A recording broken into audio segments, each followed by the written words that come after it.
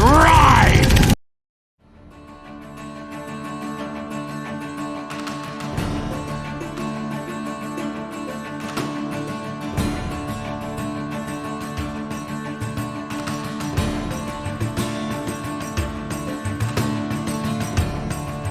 All right, so welcome back, and here we are again for session 5, is it? I think we're up to 5 of the Crystal Mage.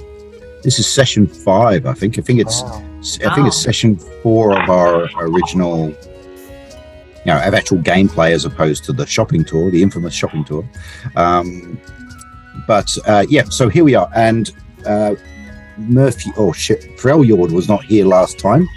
Not in person. His character was still there, but we had. Did you watch the videos at all? Murphy probably didn't get around to watching the videos, but no, unfortunately, I didn't. Yeah. So essentially, the party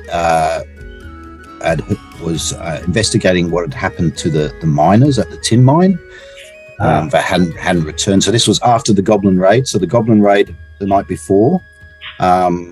You then in the morning decided to go and find out what was the story with the miners that hadn't returned back to the village. And when you got there, you found out. Well, a couple of things happened.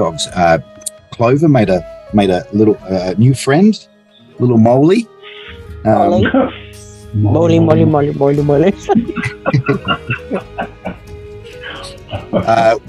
So she had she bonded with a little burrowing animal, who was actually able to give him a little bit of information as to what had happened to the miners. And then on inspection of the tin mine, if we go back to where you were and move you across to there, so here we are.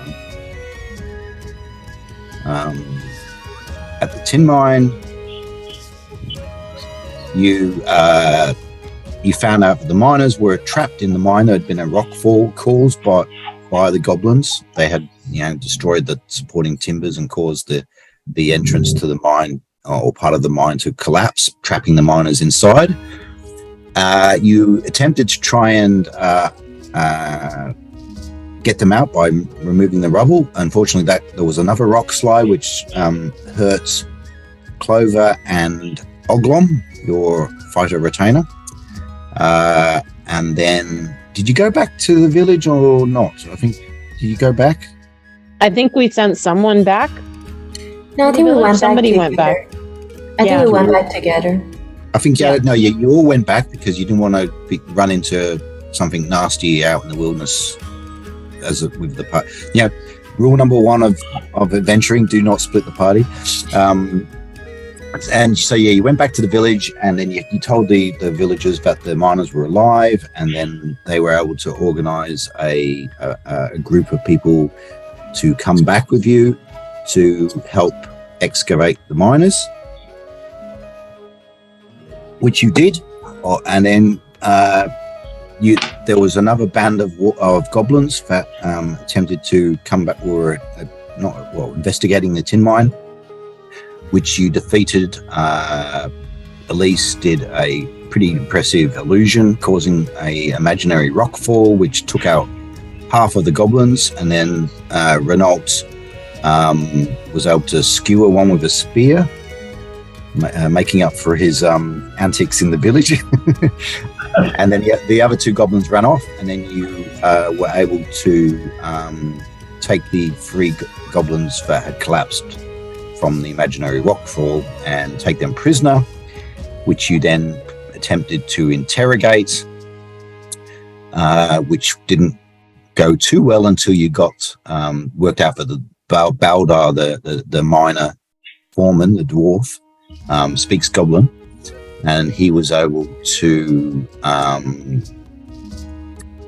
communicate, and you were able to work out that there were 2 possible locations for the Goblin lair. One was here on the map. I think you can see that. I think the other one was here. And so that's where we were at. So we were in the process where we were still at the mine. I think it was nighttime now. And you were still interrogating the goblins. They're all tied up. And so, yeah. So that's where we are at the moment. So, so I guess it's not in the dead of night, but it's probably night has definitely fallen. So it's maybe 6-7 o'clock at night, so this is where you are now. So, but Baldar is the foreman. Some of the other miners had been injured during the rockfall, and also when the goblins had attacked the tin mine. That was what had happened. Failure. And they had retreated into the tin mine to defend themselves, and then the goblins had decided to trap them in there by burning their supporting timbers and causing a rockfall. So that's how they ended up in there. So Baldur is very he's assisted you with the interrogation of the goblins, and he's obviously very relieved that they you've been able to get them out of the tunnel. So he's like, yeah, we were getting low on air. It was getting harder to breathe, and we had no water, no food, so we were getting in a bit of a bad way. We thought that we might have to go into the caverns to see if we could find a way out, but luckily you guys were able to help us.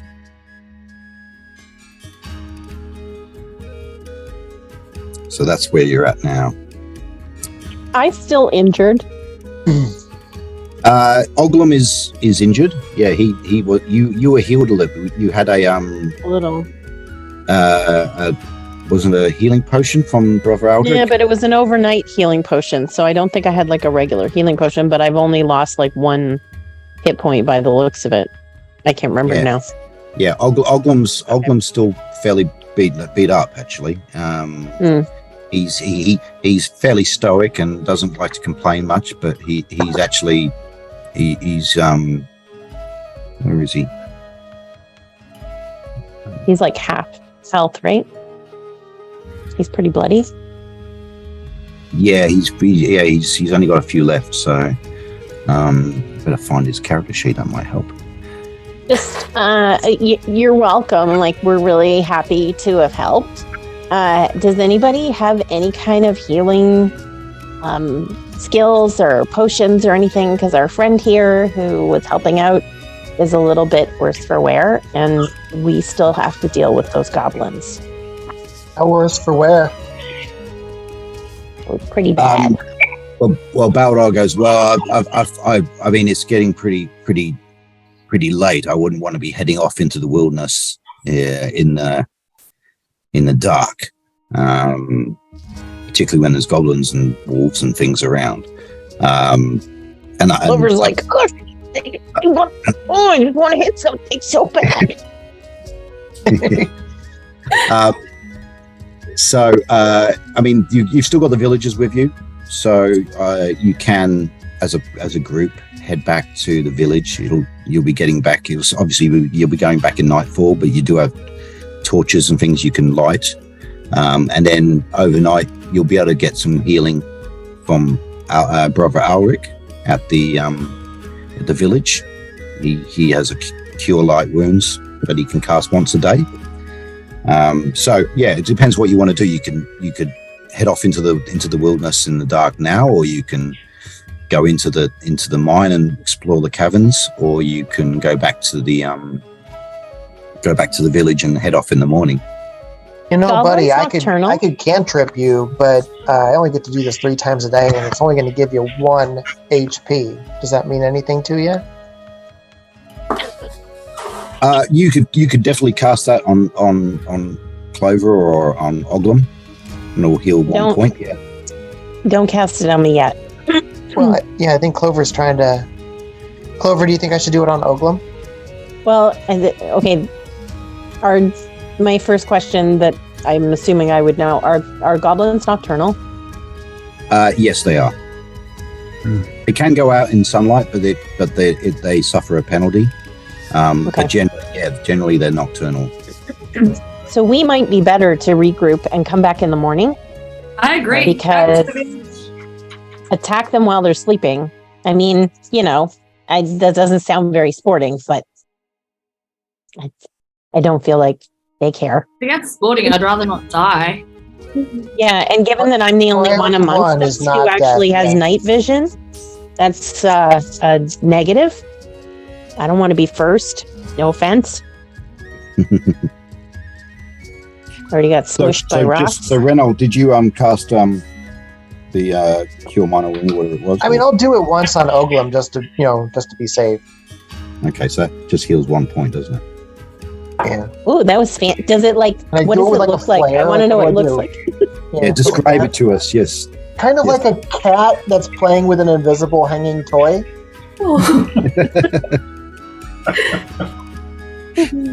Does it sparkle or anything? Nothing. Like a laser pointer on the wall, and just scratching it. Nice. Sparkle, like in the meme, it's magic. Okay. Like you were Tinkerbell, But that's exactly like Tinkerbell. But that's just the cantrip for the. You don't want to use the Tinkerbell analogy, Clover, because someone will pick you up and shake all the fairy dust out of you. Somebody picks me up and shakes me, they're going to get punched right in the gut or the crotch or wherever I happen to be standing next to. Like a salt shaker.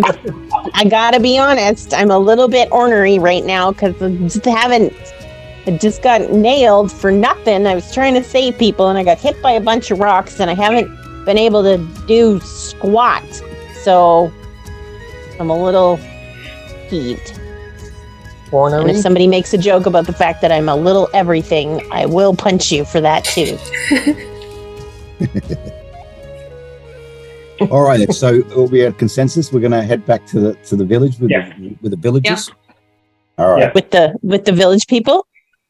Yes. So I will see if you are able to get back to the village without any issues, and you are. So it takes about an hour and a half to get back. Obviously, it's a little bit slower because you've got the mule with the wagon, but which is carrying some of the injured miners and your mining tools and things that the villagers are taking with them. But yes, you are. Before I go, if I have any carrots left in my bag, I want to go just put them around where I found Molly before and just leave them for him. Okay, sounds good. All right, so you get back in the evening, and obviously the villagers are overjoyed. Their miners have been saved. No one has been killed or anything like that. I mean, there are some bruises and maybe even some minor broken bones or anything. But all in all, a successful endeavor by you guys. So the villagers are really loving you guys. They can't get enough of you. You've defeated a goblin raid. You've found the miners, and you've been able to rescue them. So yes, they're happy. So the food and beer is flowing freely in the inn, which I think I had a name for it now. What did I call it? Called it something. Did we bring the goblins that we tied up back as well? That's a good question. Yes, we need to. The Tin Kettle. There you go. That's the name of the inn. So the goblins are actually they were tied up you had them in the entrance to the mine, and you've actually what are you going to do with them? Are you going to you bringing them back with you, or are you going to release them, or are you going to dispatch them in an underhanded, evil way? I vote for the dispatching in an evil, underhanded way. How many goblins do we have? 3. 3. Are they? Time for bring them back with us. That's my vote. Yeah. Can they be hostages? Could we It might be a dispatch bargaining one of them chip. as just an offer of bad faith? Well, there is the one that you skewered with a spear, and he's sort of lying dead on that's the true. ground in the tin mine. I'm sorry, I cut you off though, Murph. What were you going to say? Or Freyo? How many goblins are there? Sorry, say that again. How many goblins were there? There was 6. Elise did a phantasmal. Was it Phantasmal Force illusion? causing a imaginary rock fall or avalanche. But basically, if a character dies or is severely injured as a part of an illusion, their mind actually thinks that that's actually happened, even though it hasn't. So 3 of the goblins essentially were crushed under the rockfall, which makes them fall unconscious. The other 3 one was attacked by Renault, who skewered it with a spear, killing it. And at which point the other 2 had just seen 4 of their colleagues go down. They ran off. The one that was killed had a short bow, which is Oglum has now taken possession of. So you now have some missile capability. And now so you got three goblins that are tied up, and the only person who speaks goblin is Baldar, who is the tin mine foreman. He's a dwarf. He's the only one who's able to communicate with them. If I remember correctly, it was a critical 20 roll with a critical attack of 6. Yep, you rolled the maximum you could possibly get. You basically, the spear went straight through his chest and came out the other end, basically. I recommend, and this is just me, if there's only 3 goblins left alive, we brutally kill 2 and let the other one go. Wow. I'm in favor of brutally killing 1, but I feel like if we let him go, he goes back and they move their camp before we get there. I agree. If he let him go, he's going to go back and he's going to tell their camp that he had to bitch out and tell us where they are, and then they're going to move before we get there tomorrow. has to bitch out. Did I say that out loud? I meant he was scared and did as a goblin should do. We can also let the villager decide what they want to do. The one who got trapped in the mine by goblins. How diplomatic. Yes.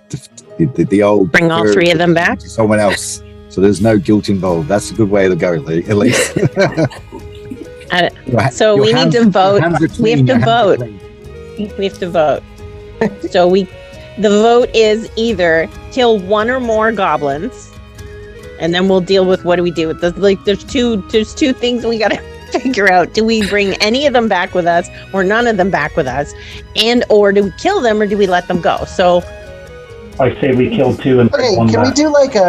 we do a psychological profile of the 3 that we've got? Like, how are they doing mentally right now? Like, are they terrified? Do they feel threatened by us? They definitely feel threatened by you guys. And they are having this conversation in front of, although they don't speak common. Yeah, they are surly and scared and grumpy and all of are the those above. their names? Yeah. surly, scared, and grumpy. Did we accidentally kidnap the 7 dwarves? There's 3 of them. Look, there's 4 more out there. Let's go get Somewhere Snow White is looking for her little friends. Well, Clover We're had a sleepy, Snow White happy, and moment. grumpy. Clover had a Snow White moment last session with Molly. Yeah. Shall we let Molly decide? I'm not putting that on Molly. He's a very innocent little being, and I would not do that to him. No. I put my foot down. So Yeah. I know it's a tiny little foot, but I will put it in your ass if you try. I recommend Surly today. Wow. What was that for yours? I recommend killing 2 and bringing 1 back. Okay. What's Why your killing rationale for that? 2? Always with the killing. Yeah, well, it's I look at it as putting the fear of God into the other 1 remaining goblin, make them a little more pliable, and bringing them back, and then telling the villagers, listen, not only did we rescue your tin workers, but we brutally took care of a bunch of goblins so that you don't have to. And and we've got 1 here who hopefully will be able to interrogate and tell them what it is we need to hear. If you have more than 1, they have the opportunity of concocting a story. I mean, I'm not against genocide, but killing one should put the fear of God in the other two. And I understand a lot of editing of this. So so basically, Renault is okay with one, but two seems a bit excessive, does it? We weren't planning on killing any of them that attacked us. They just happened to have been captured at this point. I feel very uncomfortable admitting that. How many? How about everybody says how many we should kill, and we take the average. Okay, all right. I say, for me, it's either we don't kill them because we still have use for them, or we kill all of them so we don't have to worry about them. There's an interesting dynamic going on in this group. This is anxiety-inducing. So meanwhile, the goblins are sort of just watching this conversation going on, and they're sort of looking back and forth. And we can roll a dice. I'm just curious. Gosh, we could. I'm curious. Freyord, is your religion okay with you just killing them? What? Your religion. You're a cleric, right? Yeah. Is your religion okay with you dispatching your enemies in that way?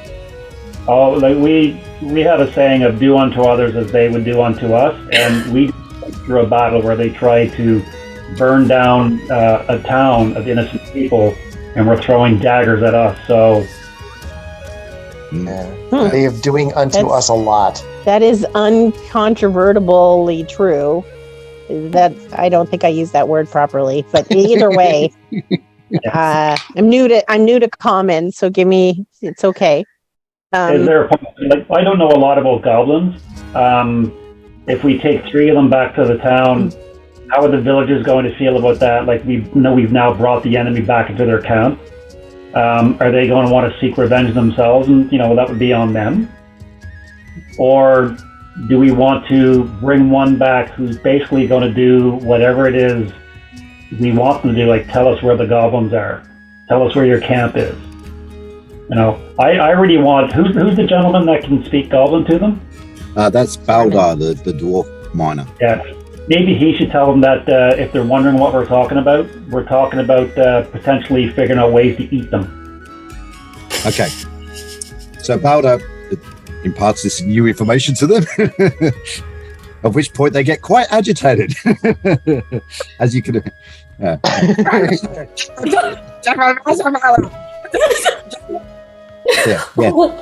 They're not particularly happy with that information. We turn them? Do you guys think we could turn them? Yeah, don't kill them. We could use them. Come on, Bardy Bard. Come on and turn them into friends or something. To be honest, I love you, Freyord, already, but I feel very uncomfortable about killing them while they're captured. It feels wrong to me. But they might have the use. Oh, that's true. Because it feels wrong doesn't mean it is wrong.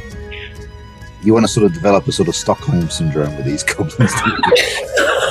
It's like Snow White and the Seven Dwarfs are very, very wrong at this point. Backwards, though. I'm the small one. This is a very dark reverse, Snow White. Let me charm them. Let me keep them in our basement and charm them with my bardly ways. Not disturbing at all. You may have to learn how to speak Goblin to do that, I suppose. I'm like the crazy eyes girlfriend meme at this point. I think I've seen that video. Anyway, all right. So what are we doing? Come to a consensus, party. All right. If you're going to be adventurers, you need to make snap decisions. I know what we should do, but I can't bring myself to do it. Okay. Well, so we know that. I'll do it. What the hell's your character name? The tieflings do it. Okay, wait. Brad, what's your character name again? Renault. We know that Renault is pussing out, but he wants one of them dead. He's already killed one. Okay, don't rub it in, Mr. DM, that I haven't killed anybody yet. But that was in the heat of battle, though. Yeah, this is Kicked a cold. rock after it fell on my head. I'm staring into this You've got one's a good soul. chance now. I just, I feel like they need a fighting chance. But okay, so Freyord and Renault are for killing someone. Elise, you are for either killing them all or killing none. That's not helpful. Pick one. Well, do we have any more use for them? Like they already told us 2 potential location for their camp. And if we don't need them, We could keep one so that if we show up at one of those locations or both of those locations, and guess what? There's no goblins there. We know they lied, and then we might be able to get more info out of him. then we should keep at least 2. Of course, I don't then- trust them. If they lie to you once, they're going to lie to you again. That's why you kill 2 and keep 1. Or we can keep 2, and if they give us false information, then we can kill 1 and tell them this is what happened when you lie. Okay, so Elise is for killing 1. I can't believe I just said I really like the idea of killing 1. But My neighbors are going to seriously start calling the police. All right, Ada, what's your vote? Kill 1, kill none, or kill 2? Kill none. What do you want to do with them then? Maybe don't answer that? I don't know. I'm not sure. So we're at episode 5 and the party has their first moral quandary. Which one? What shall they do? I'm really stressing over this. Okay, so we have a vote for kill none. And we said Freyord is kill 2. There's no right or wrong answer. I feel like guys. It's just, if we're gonna keep, I feel like if we're gonna keep 1, killing 1, and then having 1 in our back pocket to kill later, And eat the other one. that might be the best bet, because then if we find out they lied, or maybe we just get this. Good. Oh God, I feel so awful. Maybe we just get Baldar to say, "Look, if you lie, you die." but then we just need to keep 1, right? Yeah, because I mean, if you keep any of them, you've got to deal with what are you going to do with them? Are you going to bring him back to the village and have him imprisoned in the village, or are you going to have him tag along with you? You're going to have him in chains as you're tagging him along through the wilderness, and he's going to be screaming and carrying on. Yeah, so now you're forcing the villagers to give aid and comfort to the people, to the beings who were terrorizing them. Goodness, you all make such good points. You can't leave them in the mine because the goblins will be back.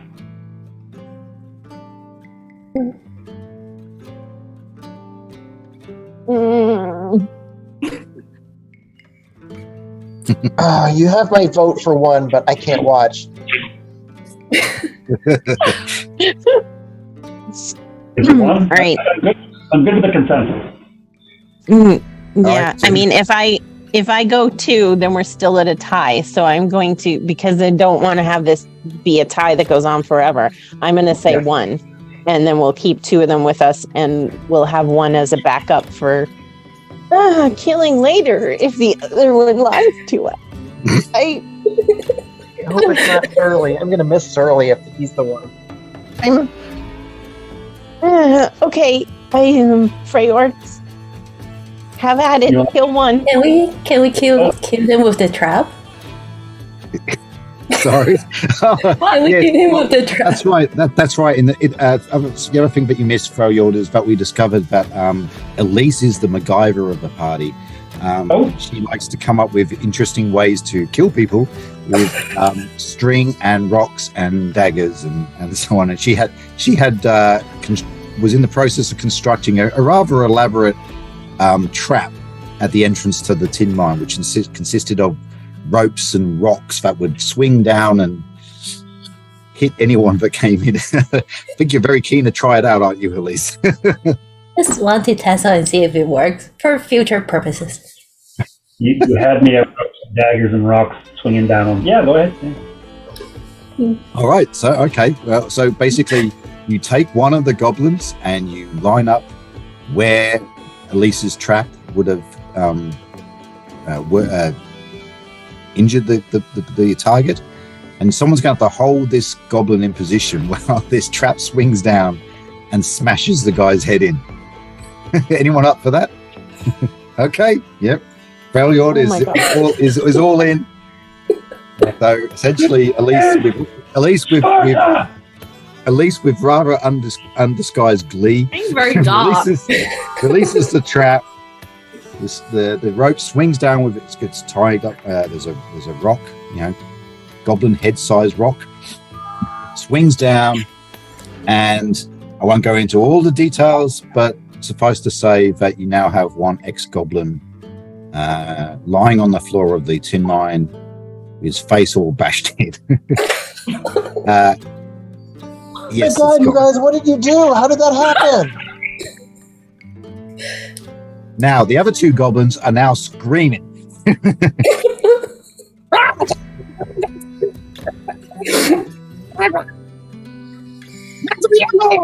Yeah, they're whining and screaming and cursing, or what we assume is goblin curse words.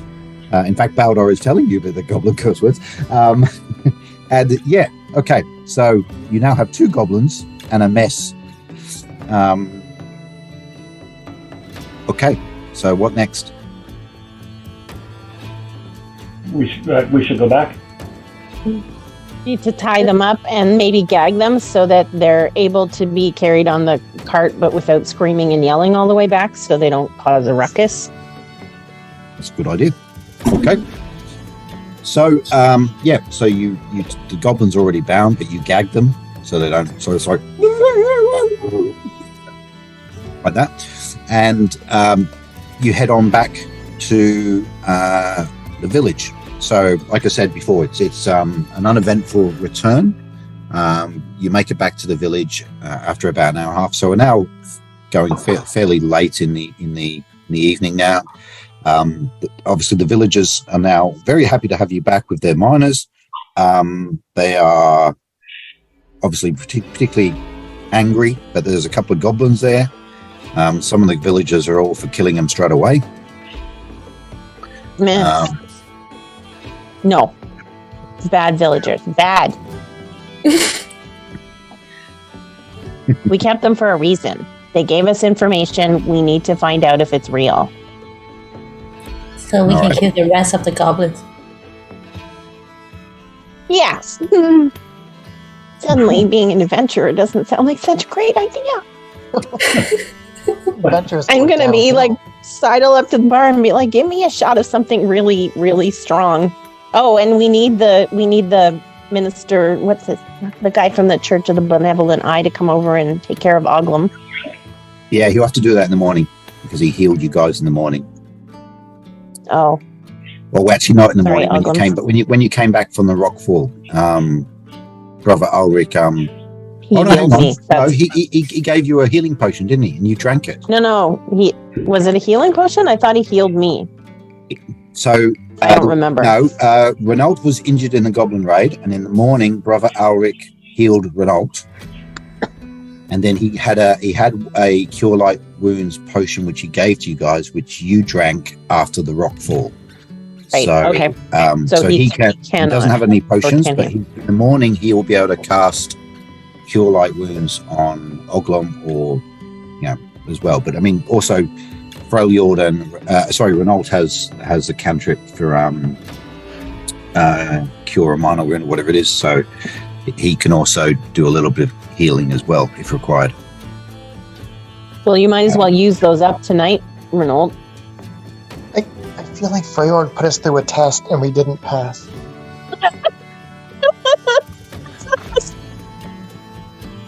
I can use my cantrips twice more. 2 more times, right? 2 more times, yes. Well, actually, if you do that, you'll be able to fully cure Oglum. All right.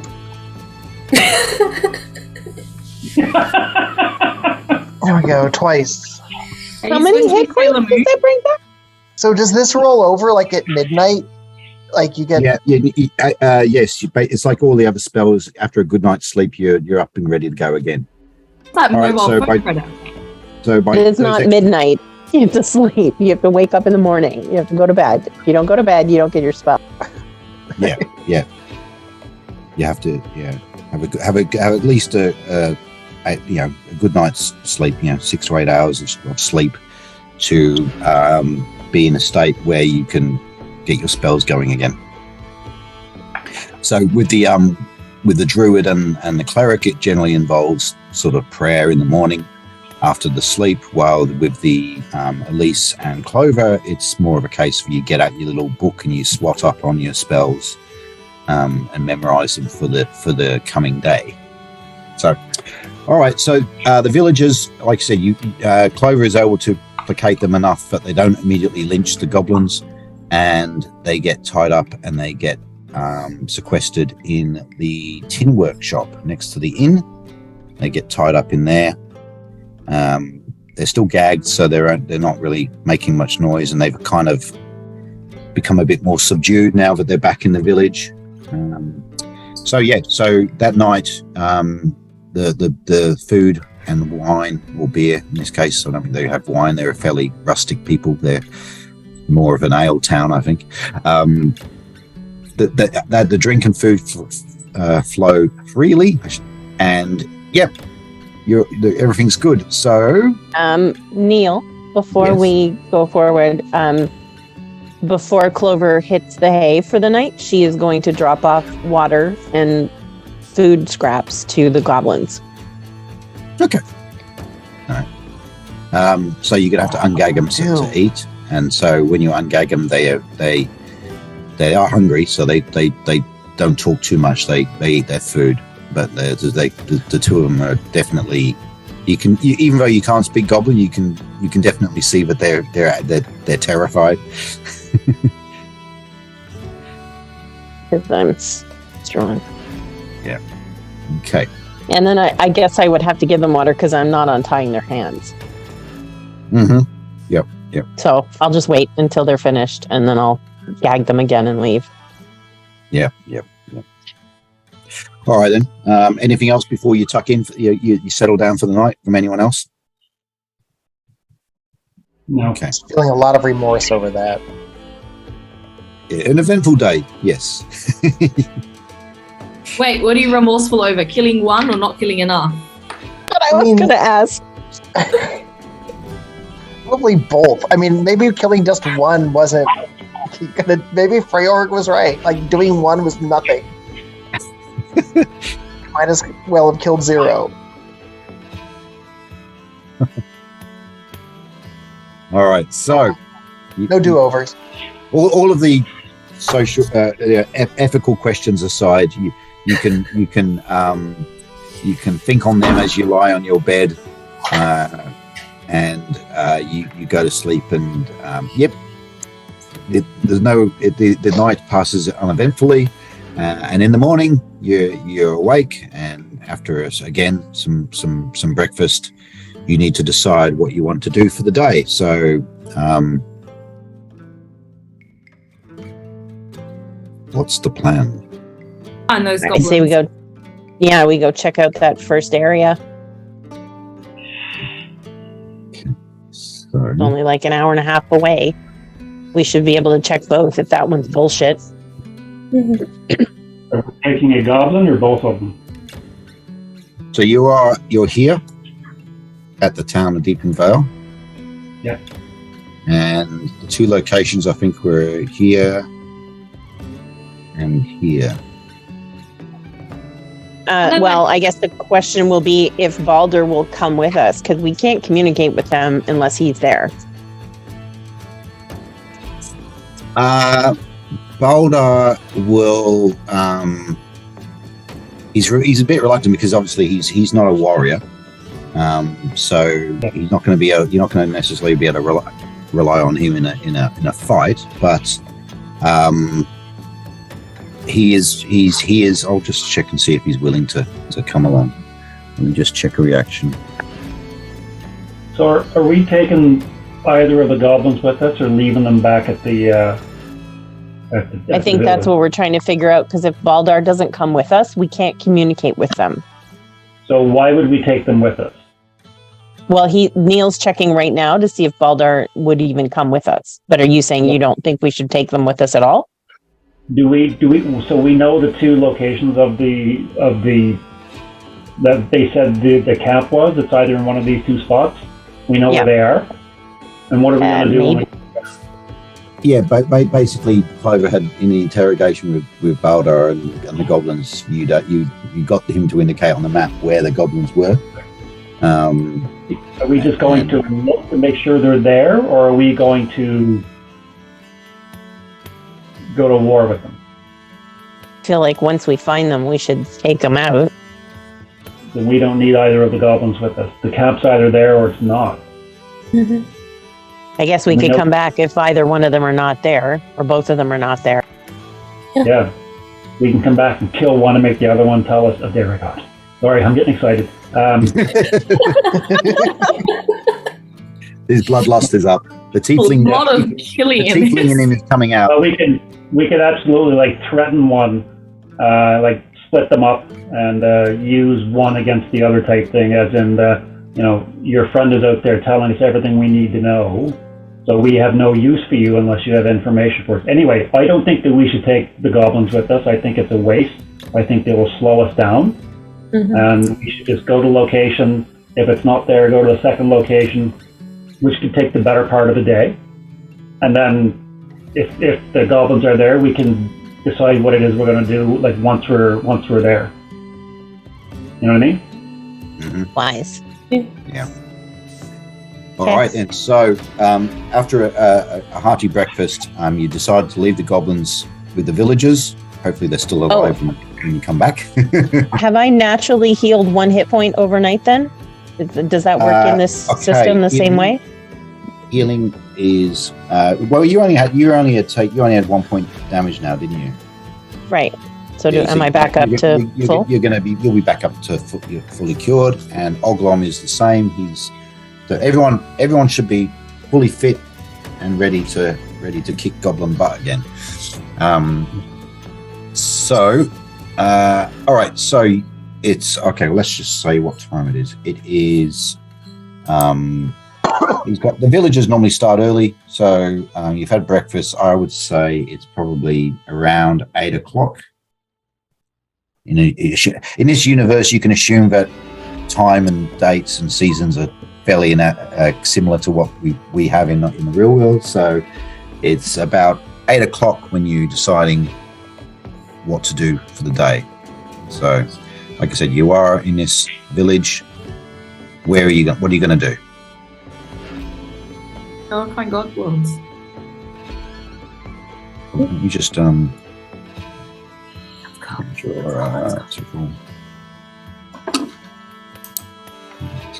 Wait, do we know how many goblins there are?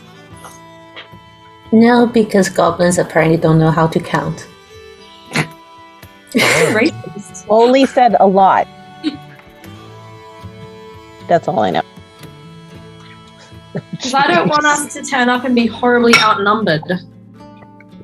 Well, they are goblins though, so they're not. It's not like we're going up against like a whole bunch of necromancers or something. I hope. Oh my god, I said that now. And to the face. I'm sure if you did, I'm sure Renault would say, I think we can take them. But then he'd be like, no, let's just kill one. Now I feel guilty of You stole my line. Oh, muffin. Copyright, trademark, yeah. So I've indicated on the map where the goblin had indicated where the locations were. So you're currently at the village. I think the bottom one was 1 hex further up and right in the copse of trees. Yeah. Okay. Yep. I'm just being anal. Oh, sorry. No, you're right. Yeah. Attention to detail is important. There you go. Yeah? Yeah. Okay. All right. So it's 8 o'clock, and I think you're going to cover. What this is distance? The distance is.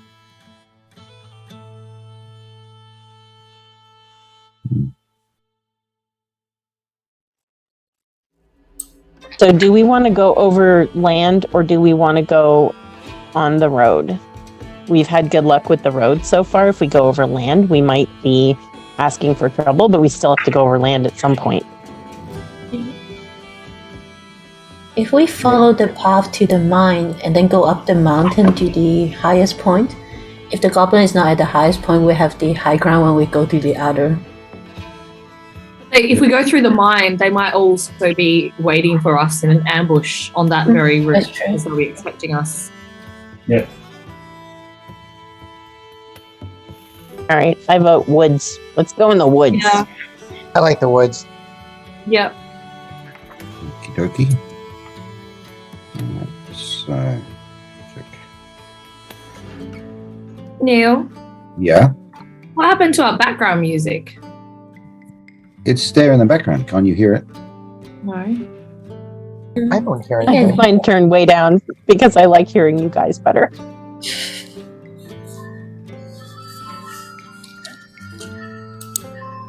Can you hear it now? Yeah. Yeah. You can actually control your own volume. So if you want to drown out everyone else, you can, in the musical tab on the right, up the top, there's like a musical symbol. You can manage the audio. You can control your own volume settings. But then I don't want that to feed back through my microphone.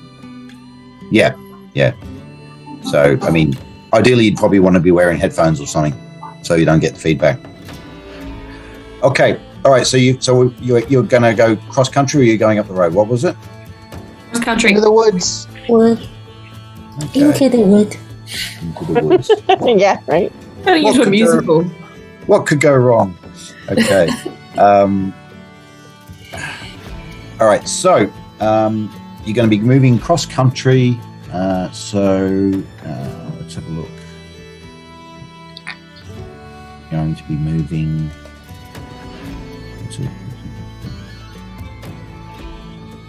If we go through the woods, we cannot bring our cart. No, definitely not. So if we find a whole bunch of crap, we got to leave it there and come back for it. We When can I carry. say crap, I mean like loot. Yes. Well, I mean, there's 5 of you, so 6 of you. Sorry, so you can carry a fair bit of stuff with you by yourselves. Most of us have backpack. So, okay, so you're in this location here. Okay, so you're in this location here. Which direction are we going to head off? You can see it's a regular north, south, east, west type situation. So you're going to head off. Which direction are you going? You're going for this place here? No, we were going for the further one, we're going right? to the high one. I'll be right. You're going to go to this one or the one up here? I thought the further one. This Yeah. one. All right. So but you're not going to go up the road. You're going to basically cut through the wilderness. Yeah. Okay. All right. Okay. So as you can see, that this is a crude contour map. So the village is at the floor of a valley or a vale that sort of comes to it's kind of at the end, and then the ground essentially rises up all around the village to the northeast and west. So, and each contour is roughly around about 100 feet. So you can see that as you're moving up, it's going to go 1, 2, 3, 4, 5, 6, 7. You're going up about 700 or 800 feet as you're moving up. So it's pretty steep. So that will slow you down. Plus, you're going through these mountains are pretty wooded. So around where you are, it's your general sort of deciduous type common trees, and then as you're moving up higher, it goes and you're coming into more sort of pines, conifers, or whatever you want to call them.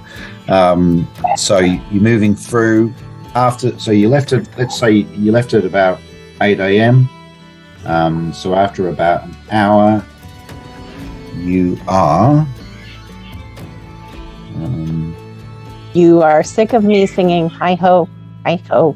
It's off to work we go. Yeah, Probably so racist of me as a gnome, since that's a dwarf song. So Sorry. you're about here That's now. cultural appropriation. Okay, they know. You can't sing that. I don't want to get sued by Disney. All right, so you're here. Singing it. I was just saying hello to all the women of dubious. Whatever, you know what I'm saying. Yeah. Uh-huh. It's relatively slow going because every little while Clover is stopping on the side doing a little. You're looking for burrowing animals. No, I'm not. I'm trying to keep up. I'm like, all right, hold on, guys. I'm coming, guys. All right. So after the first hour, you're about here, and it's been uneventful so far. So keep going. You keep going in this direction. Yep. All right. So keep going. I'm moving along. Okay. It's now mid-morning, about 10 a.m. And then again.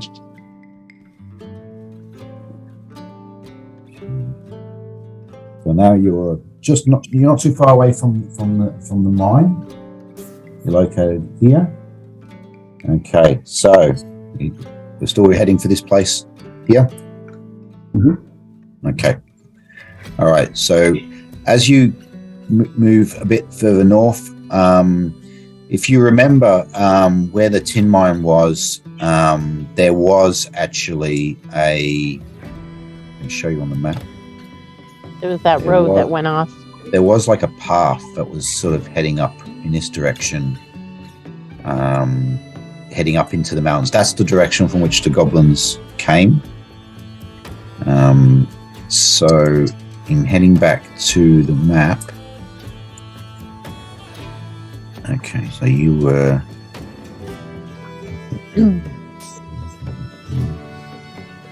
so you're just to the west. As you move north through these woods here, you actually stumble on to the path. I mean, it's obviously a path. You can see it's been worn by people moving back and forth. It's not very wide. It's kind of like a single file type path, but it's a bit more surer footing as you're going up into the mountains.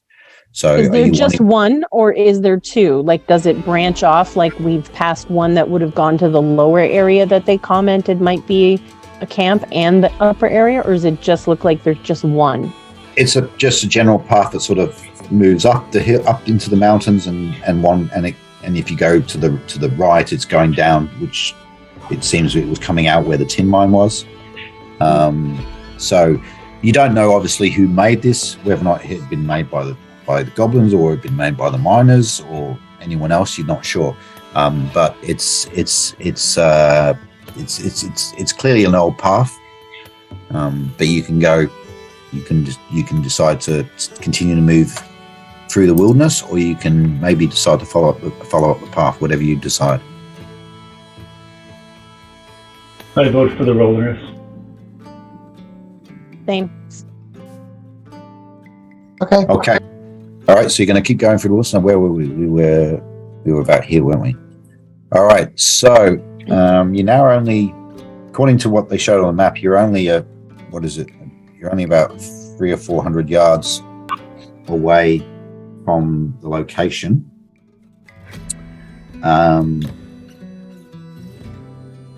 Okay, so you start. It's about 10 a.m. when you were here. Okay, so I'll do. Come on.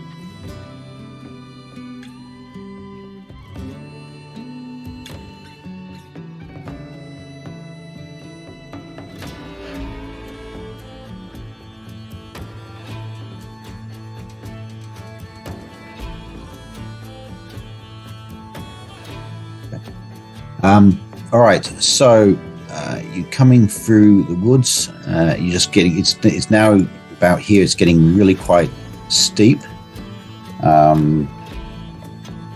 And as you get closer to where you assume the location is for goblins, you put sort of, I mean, essentially the path is converging. So it's obviously had been winding a little bit back and forth up the hill. But as they both sort of, the path and your own direction sort of converge. That's very Anybody that's really good at sneaking? Sorry? Is there anybody that's really good at sneaking? Like you have a thief in the party. We do. And also, I think druids can move fairly quietly through wilderness, I think, as well, from memory. I don't remember reading that. Isn't he wearing like chainmail though? Clank, clank, clank. Yeah, it's probably not. It's not such an issue as much in the wilderness as it is in a dungeon where things tend to echo and reverberate. But so is Ada is our thief, or is Elise also a thief? no. Ada is your thief. Okay. Just because I feel like we're so close, somebody should kind of sneak up and do some recons or something. Right, that's my cue. Okay. Hold my loot. Take some backup. Take the druid with you. It's the equivalent of hold my beer, hold my loot. Your loot, as in like money, or as in like the instrument or money? Yeah. If you break my G-string, I'll know about it. Ooh. It still doesn't answer the question, though. Nope, it doesn't.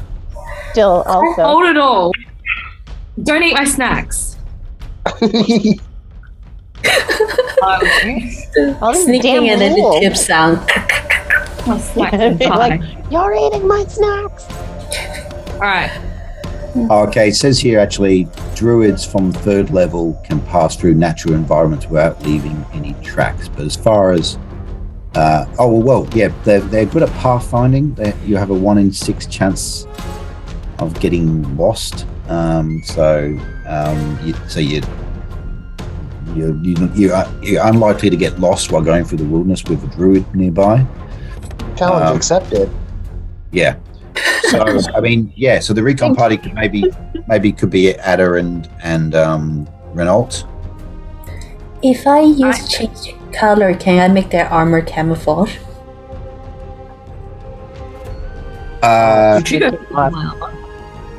Okay, color. Let me read the spell description. Hang on. Only if they want. Color. Color chameleon. Sorry. Change color. Okay, the illusion envelops an object or area and its color is changed. The magic user targets an object or an area. The spell does not affect the texture object. The spell effect has no living things. I mean, you'll basically be changing it to one color. So I mean, you could make them all just green, I suppose, if you wanted to make them camouflage. You say it's a gradient or pattern. Are you going to turn me into a tree? Oh yeah. Yep. Do you want to be a tree? Yeah, you could sort of envelop them in camouflage pattern if you'd like. 10-4. You're on my 10-4. I have no idea what that means. If they're both okay with it, I will do my color magic. If we give consent, we're consenting adults / bards. So Elise does her little sort of. What does it look like, Elise, when you do this like spell? Is it scratching the wall? Because if it is, I'm going to be sad that all of our spells are just scratching the wall. No, it's more like I put my hand together and my fingertips start glowing a little bit, and then when I release it, it just disappears and then something happens. Minimalist spellcasting. Considering you're illusionist, you're actually you're supposed to be all David Copperfield, sort of. Woo. Yeah, but if I make too many action, they know I'm doing stuff. If I can sneakily do it, then they just see things happen, and that's true. That's very true. Yes. So Renault and Ada's clothing takes on a camouflage effect, sort of green mottled, lots of mottled greens and browns and everything, which would obviously definitely aid you guys in concealing yourselves. But so Ada, you're going to take the lead, are you? I am. What's your move silent? What's your move silently skill thing? My move silently skill thing. To pull up my character sheet. Hold on, edit this. Where's my character sheet? I did have it.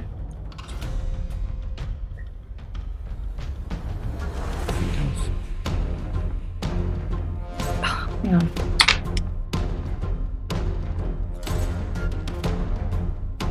Feel free to cut this bit out.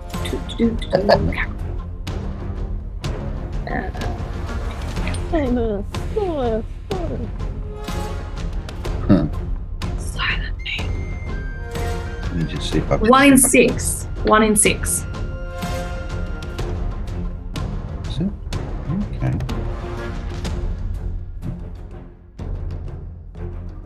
Why did I think it would be better than that? Because you decided that you wanted to put more skill towards. Hang on.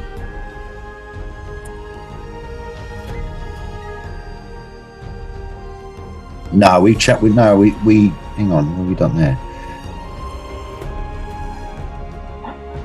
No, we obviously we were supposed to assign. Okay, let me just get. We will edit this because we're going off piece. Pause the recording if you want to fix something. You can pause the recording and then you won't have to edit. No, this is good. It won't take too long. With the thief abilities, Ada has to decide. She has 5 points to allocate. So where is it? Thief skills.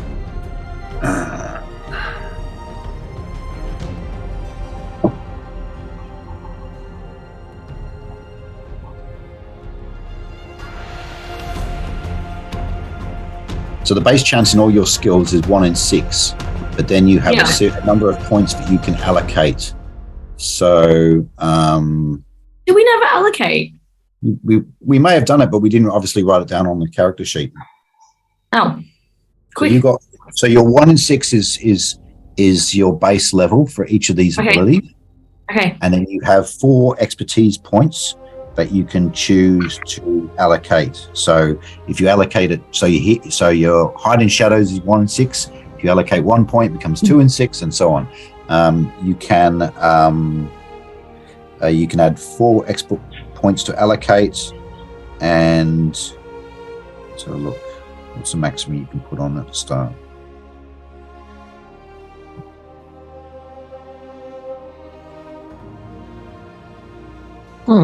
Yeah. Okay. Yeah. So you can put all 4 points on one if you wanted to, but essentially. All right. No, we're gonna put a point on hide in shadows. So that will make that 2 in 6. Yep. Move silently. We're gonna go 1 point. Okay. 2 in 6. Climb sheer surfaces because I like climbing things. Yep. And pick pockets because I'm a thief as well. Okay. Pockets. And what was the other one? Climb sheer surfaces. Okay. It's 1, 2, 3, 4. Yep. Okay, that's good. Sorted. I'll save that. All right. So, back into the adventure again. So you're going to take the lead. So you're going to. So it is now currently about 11 a.m. Yep. Way too bright, but hopefully the goblins are asleep. It's pretty much so you're pretty much in almost in midday, so the sun's pretty high. The shadows, obviously the sun's, you're not having particularly long shadows, so if you're wanting to move silently, you're going to do a roll.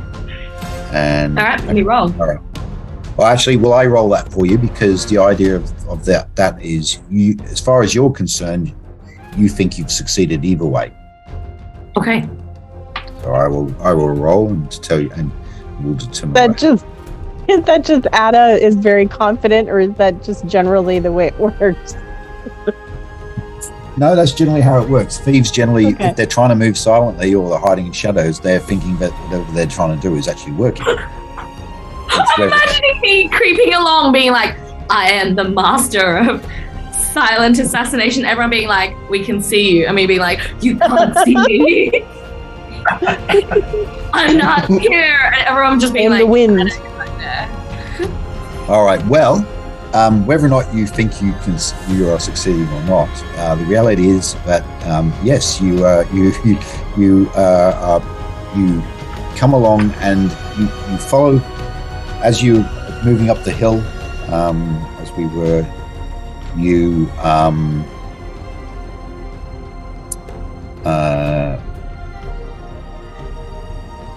come across. If I can do this right.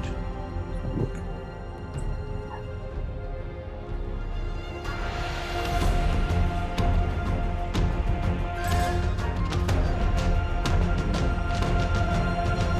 The path gets a little bit wider, and then you notice there is an opening. Let's go.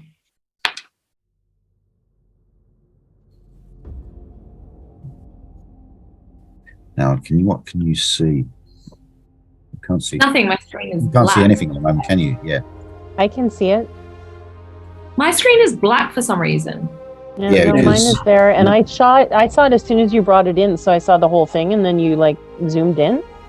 So I don't know why. Okay, that's interesting. Maybe it's Clover's infravision, and that's why other people can't see because you have it as nighttime.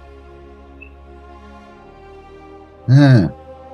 I haven't been able to see any map except the town map. Oh, sorry, not the town. I saw the town map, and I saw when you were showing. Actually, no, I think the town was the only one that I've been able to see. But it says it's nighttime on my screen. There's a little moon. Oh, maybe that's why. So there's a little moon on that screen. Am I the only one that can see it because I have infravision? Oh, no, yours is on dark mode then. I think the little moon is dark mode. I can't. Mine is black as well. Okay.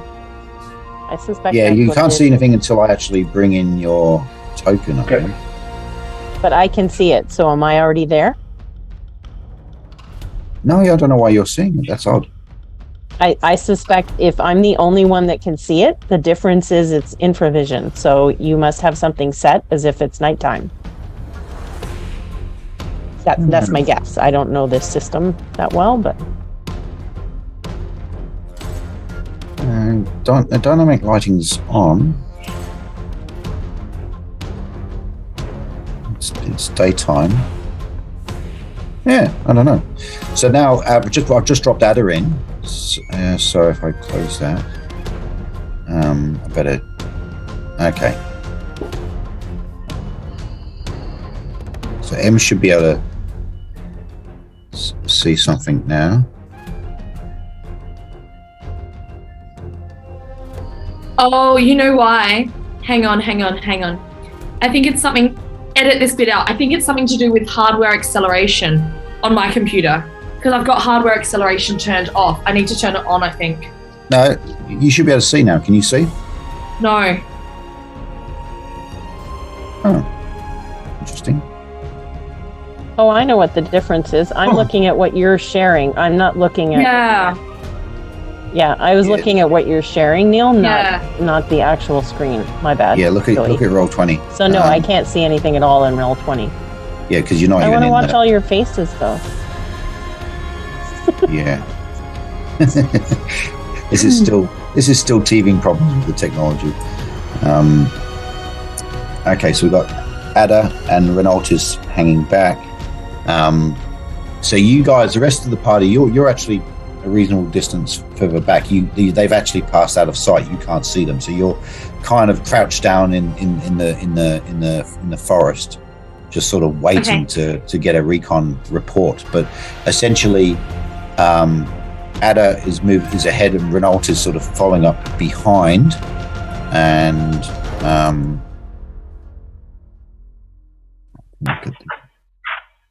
the problem being that I can't actually, because it's black, I can't actually move my character. You should be able to see now because. No. Oh, hang on. Oh, yes, I can see now. I'm on the map now. Yes. Okay. Yeah. So you're on the map, so you can see. But I can only see like a piece of it. I can see like the bits that are highlighted, that you've highlighted. Everything else is black. Yes. Yeah, that's right. So you can see the entrance to the what you assume is a goblin lair. You can. I can. Yes, you can. And at the front, you can see what appears to be a couple of goblins, and they seem to be acting as sentries. I say we lure them away and kill them. So the rest of the party obviously doesn't notice. It's only you and Renault is a bit further back again, so you can kind of do the whole sort of hand signals to, all this combat hand signals that you can do. I won't even try because I'll accidentally end up doing some gang sign online. It's bad. So I shouldn't be able to see yet, right? Because I'm not in. No, well, you can try and sneak up behind her. You'll have to do a roll as well. I'll do a roll for you if you want to try and sneak up behind her. Yeah. Yeah. So, I mean, it is middle of the day, so the goblins are going to be.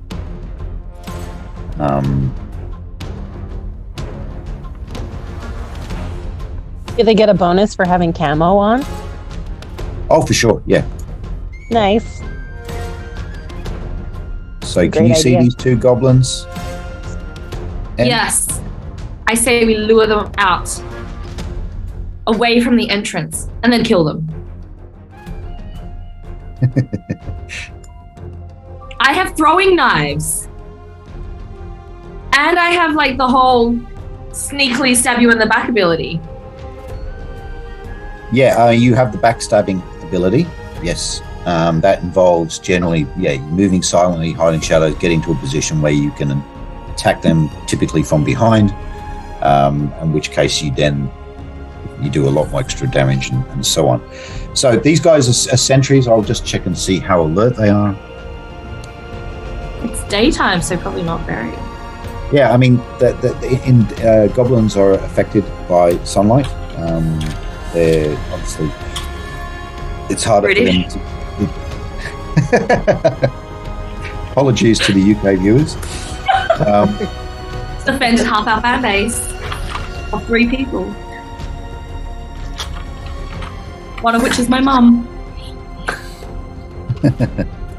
Goblins. Oh. Yeah. Okay. Yeah. They don't like the sunlight at all. So they're also they can't quite see as well because they have to squint a lot more in the sunlight.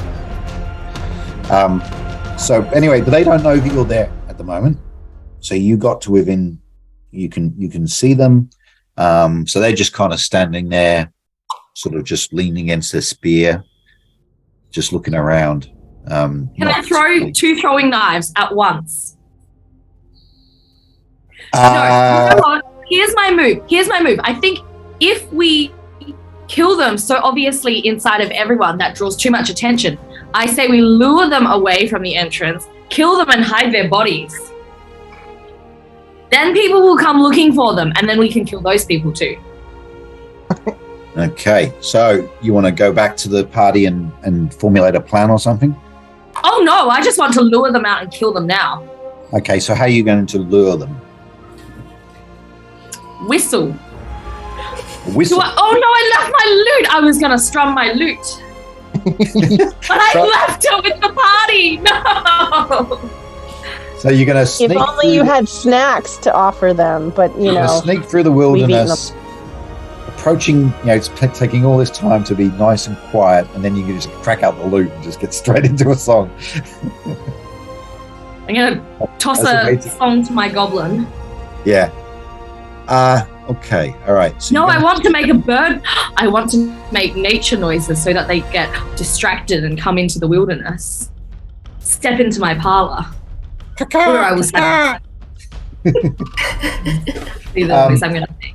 I think when it comes to making bird noises, Renault the druid is probably going to be more equipped to do that. Wait, what kind of noise? Is he with me? He's a little bit further back, so he's out of... I'm hiding behind you. No, how manly of you. Make a bird noise. Make some sort of distracting noise. So, no, we need a plan of where we're going to attack from, right? Like, we can't just stand in the middle of the road going caw-caw, caw-caw. Like, that doesn't work. I think we need... Are there trees or bushes that we can kind of sequester ourselves behind? I don't know. Standing in the middle of the road just attacking does sound like a very Renault thing to do. That's so on brand. But then again, eating snacks is my brand, and I left my snacks. When did I get the reputation? I don't have any, animal noise skills. No, I'm looking through my character sheet. Imitate some sort of animal call. A druid is probably going to be better positioned to do that than a town, city slicker bard.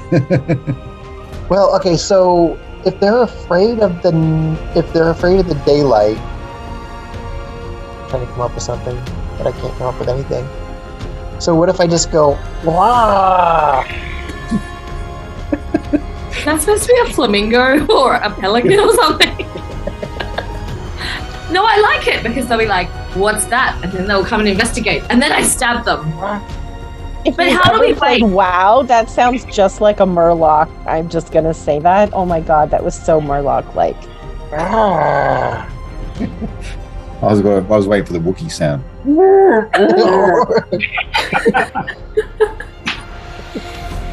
right.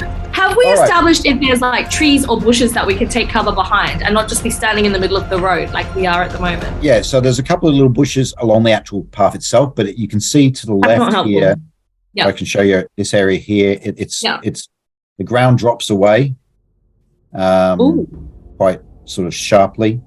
So you're on a bit of a. It's not like we're not talking about like a ravine or anything like that. The ground just drops away from the path. So essentially, to the right of you, this side is essentially the sort of like the mountain face. The path is sort of winding up the side of the mountain, and then you can see the opening here. So there's not really trees that we can take cover behind to lure them into the woods. Well, no. You are in a. It's still fairly woody. There is plenty of places that you can hide behind. It's just that the actual area that does restrict your movement to move a little bit because you've got the path, which essentially two abreast can kind of walk along, and then to the right is kind of the side of the mountain, and to the left is the ground sort of has dropped away a bit. But there are still trees around that you can. Okay. Are there enough bushes on that bit? Can I show you? Oh, I can draw as well. Okay, draw. Okay. So this area here. Yeah. Where the ground drops away. Are there enough bushes and cover that if we were to sneak from where we are, to here, for example. Yeah. Could we foreseeably kind of hide and lie kind of on that slopey bit, and they wouldn't be able to see us from where they are? You can see where this is going. Yeah, so you can sort of, because you can use your climbing ability, and you can kind of crawl or move across that sort of ravine area, and so you can sort of then just peer over the lip. Okay, because what I'm thinking, Renault, is that either both of us go to hide on that slopey bit, or you hide behind some bushes. So I'm thinking that if you hide behind kind of these bushes here, that sort of area, and I am positioned sort of here, what we could do is you could make your caw noises, and then when they come, like when one of them comes towards you, I can then throw a knife at them. Okay, I've got a spear too, so. Ooh, I think we'll be okay. I think we'll be okay. You spear one, and then I dagger the other, like throwing knife, dagger the other one. We're gonna shish. And then we hide the bodies on that slopey bit in the bushes. Let's do it. Let's do it. That's our plan. All right.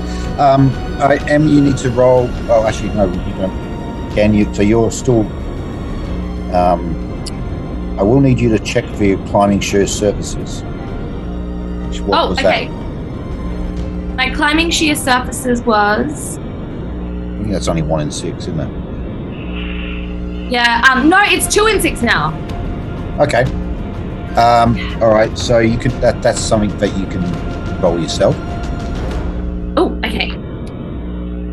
And my view has changed because I changed my marker, so now I can see down the entrance of the thing. Yes. Okay, what do I have to roll? 1d6? 1d6, yes.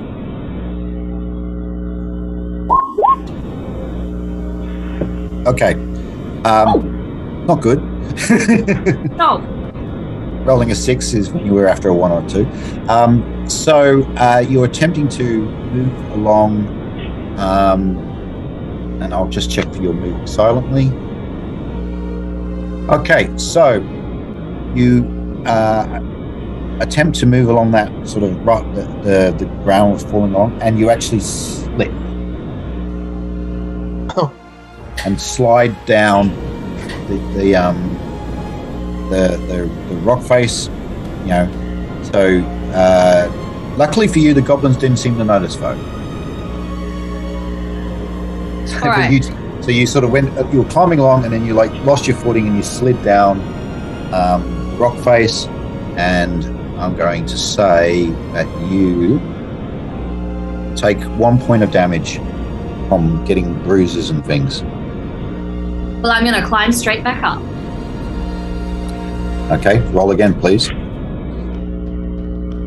This is not going well. Ah! Okay. Wow. Yeah, you're losing. The ground seems to be a bit unstable. Made of mud. You're losing your footing and so on. Okay, this is not going well, friends. Do we want to reassess, or do we keep doing it? What was that, Froyord?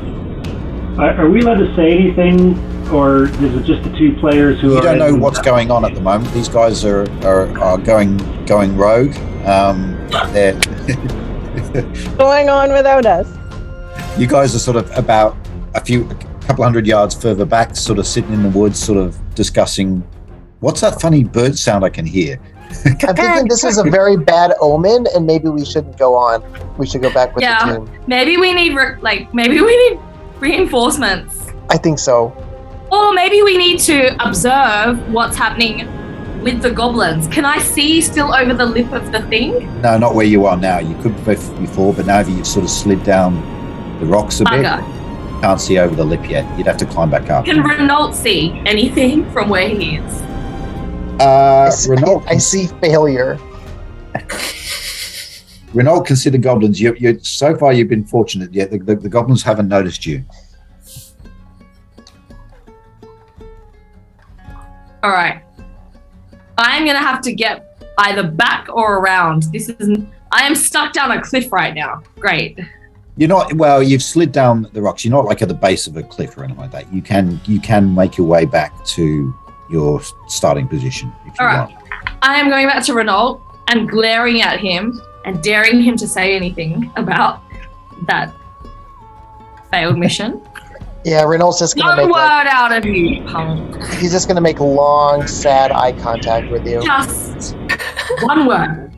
Try. The guy who did nothing is giving you really. That's all you do.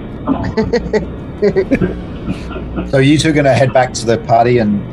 I think we regroup and just reassess. I mean, now that we know where the entrance is, at least.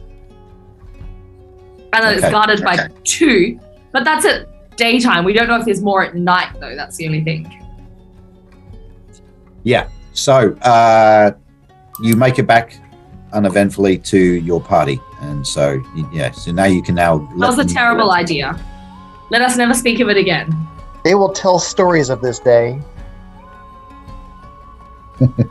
This is like the time in high school when I got my first and last and only ever B, and nobody in my class let me forget about it. Like literally, I was at like a dinner one time, like 10 years after high school, with a couple of guys that had gone on to like do engineering, and they were like, "Hey, Em, do you remember that time you got that B?" And I was like, "Guys, come on, it's been like 10 years." I was like, exactly. I was like, "Me get a B, please."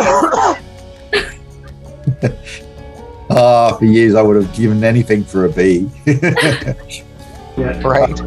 So you make it back to the party and you tell them that you've found what appears to be the entrance to the goblin lair, whatever it is.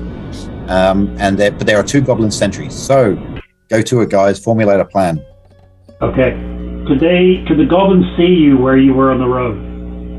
No, they appear to not have noticed that you were there. We don't think so. Despite M's misadventures climbing, she was still pretty quiet doing it. Okay. If we all moved up together and took position on that part of the road, could the druid and the thief, sneak up behind the goblin? So, what's his name? Renault could spear one goblin, and Ada could throw daggers at the other goblin at the same time. You've also got Oglim. Oglim also has a short bow now.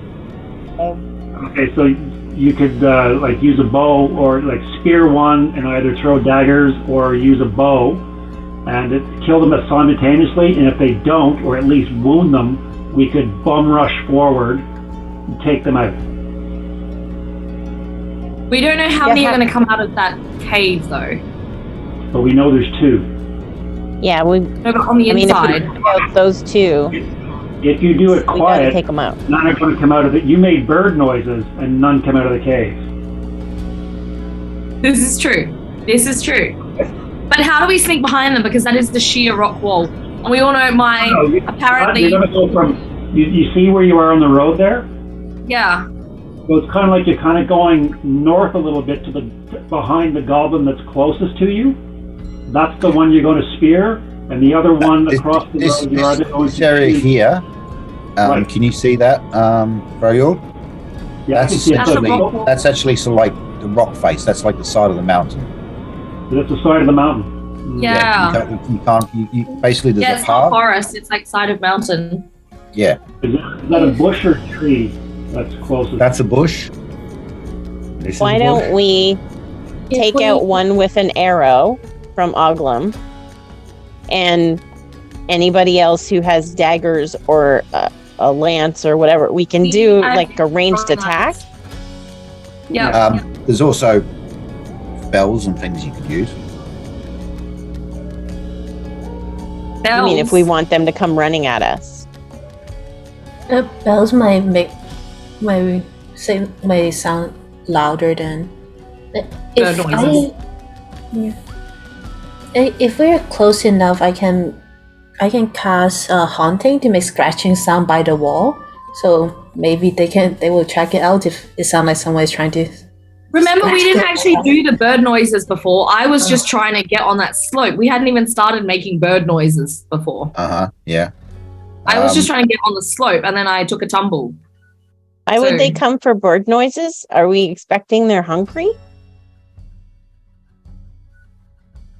Maybe we do annoying bird voices, so they come to shoo away the bird. So, okay. I mean, if you decided to use haunting, Elise, that would be enough to possibly distract them, and then you could then attack them or whatever. Push them out the cliff. I wonder if I could use my ghost hand to push them off the cliff. No, ghost hand is for manipulating small objects. It's not for. They're goblins. They're kind of small. Well, they're similar size to you. You also have a really small hand. Whee! No, it's big compared to my hand. It's an actual human size. It says the ghost hand may move materials up to 10 coins in weight, so equivalent to a dagger. So you could move something small, but you can't shove a goblin. I could. And there's two. I could tie the shoelaces together. Oh my god. Okay, I'm gonna save that idea at some point. It's one hand though. I got to learn how to tie a shoelace one-handed. Yeah. Plus, goblins are mostly barefoot anyway. I know. What would attract a goblin? Well, if they're a sentry, I mean, a noise might attract them just if they think they're... Because I don't think they would automatically, sound an alarm just for a slight noise. If they knew that a bunch of people were coming, then they're going to sound some kind of alarm, right? But I'd like... So, if we could get within 10 feet, I could use, or you, or both of us could use Ghost Hand and have a gold or silver piece move towards them. And as they see what it is, it starts to draw them away. Is that like a carrot on a stick? Sort of. I don't know, I'm just throwing out ideas. Why don't we try distracting them, with Elise's ghost noises? And if that doesn't work, then we'll try to lure them away. Because if we distract them, we can kill one. We can look at whichever one's distracted by the noise and kill the other one. Okay. Or we can try the bird noises first. If that doesn't work, then I can use haunting. Because if we're going to fight, if I cannot use a spell, I want to save the spell. Okay. Mm-hmm. You can cast cantrips more than once per day, though, really. You're not limited with those. But I'm limited to four cantrip a day, and I already used one. What was the one that you used? Color. Change color. Oh, that's right, you did too. Yeah. So you got three times. I mean, you can use color again. And actually, she's trying to be economic. We don't know how big of a fight this is going to be. Yeah.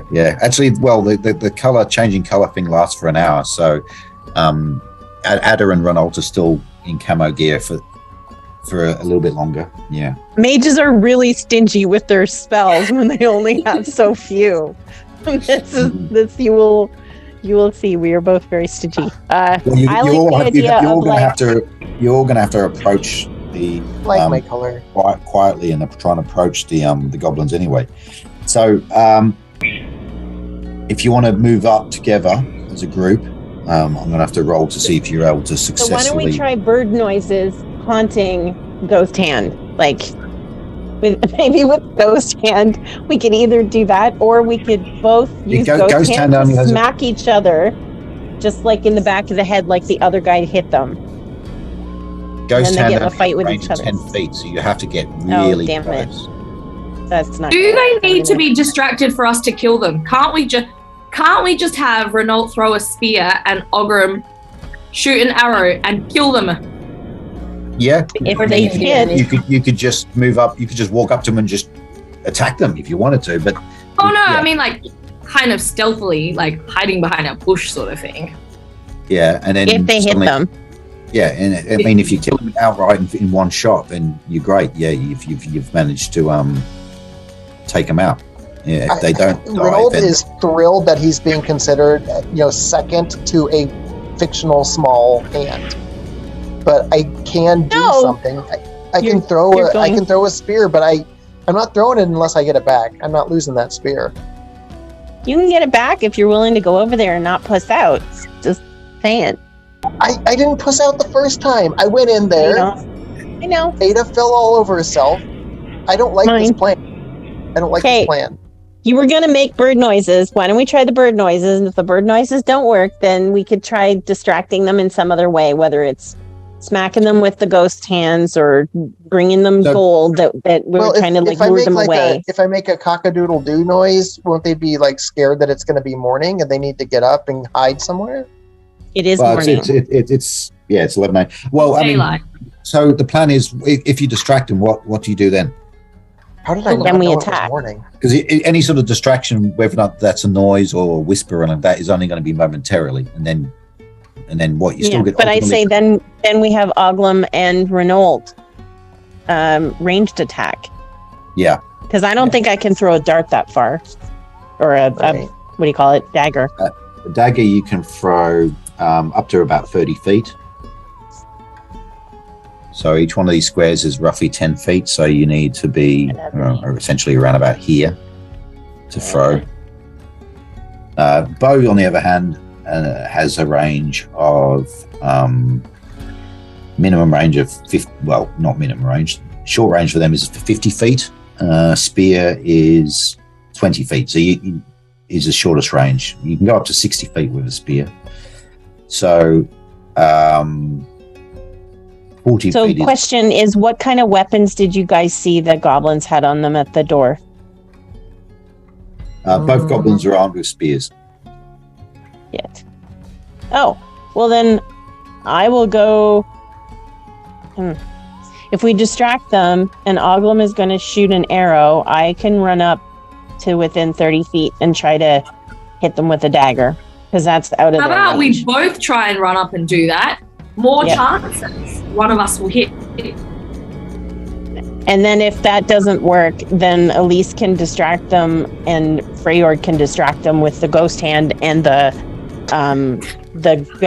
ghostly noise at the same time and try to freak them out. Well, we're all here. We're all into this. Ghost hand and ghostly noise. Within 30 feet, I can. Within 30 feet, you can what? Feet, I can cause a minor tremor. Ooh, Oh, interesting. that's cool. That might bring the whole mountain down on us, but minor, maybe not. It's a harmless minor tremor. Oh, okay, so it's not real. They just feel like it's happening. That's cool. So Okay, well, whatever you guys want to do as a backup to distract them or freak them out, if the trying to kill them doesn't get them. I think you should just go for the range attack first. Well, that's what I'm saying. I think we, Renault, you've got your spear, but you've got to be even closer than we have to be with our daggers. I know, and I gotta do a clean hit too. Do you have any other ranged weapon or just the spear? Just the spear. Okay, so I why have don't we two do daggers, this? but I can't. I have daggers, but I can't. I'm not gonna throw them. Do the bird call. If that does nothing, then Oglum and I try to run up. Well, he doesn't really have to run. I have to run up. I dagger one. He shoots with an arrow the other one, and then if they're not dead or they're about to attack us back, then Elise and Freyord can do some kind of whatever they want to do, tremor or ghost hand or the ghastly noise or whatever, to try to distract them from attacking us. Here's the question, team. What if they don't die, and what if something happens while we're running up towards them and they yell out and suddenly the whole horde is on us? We are in a fight, which I'm ready for. Let's do it. Okay.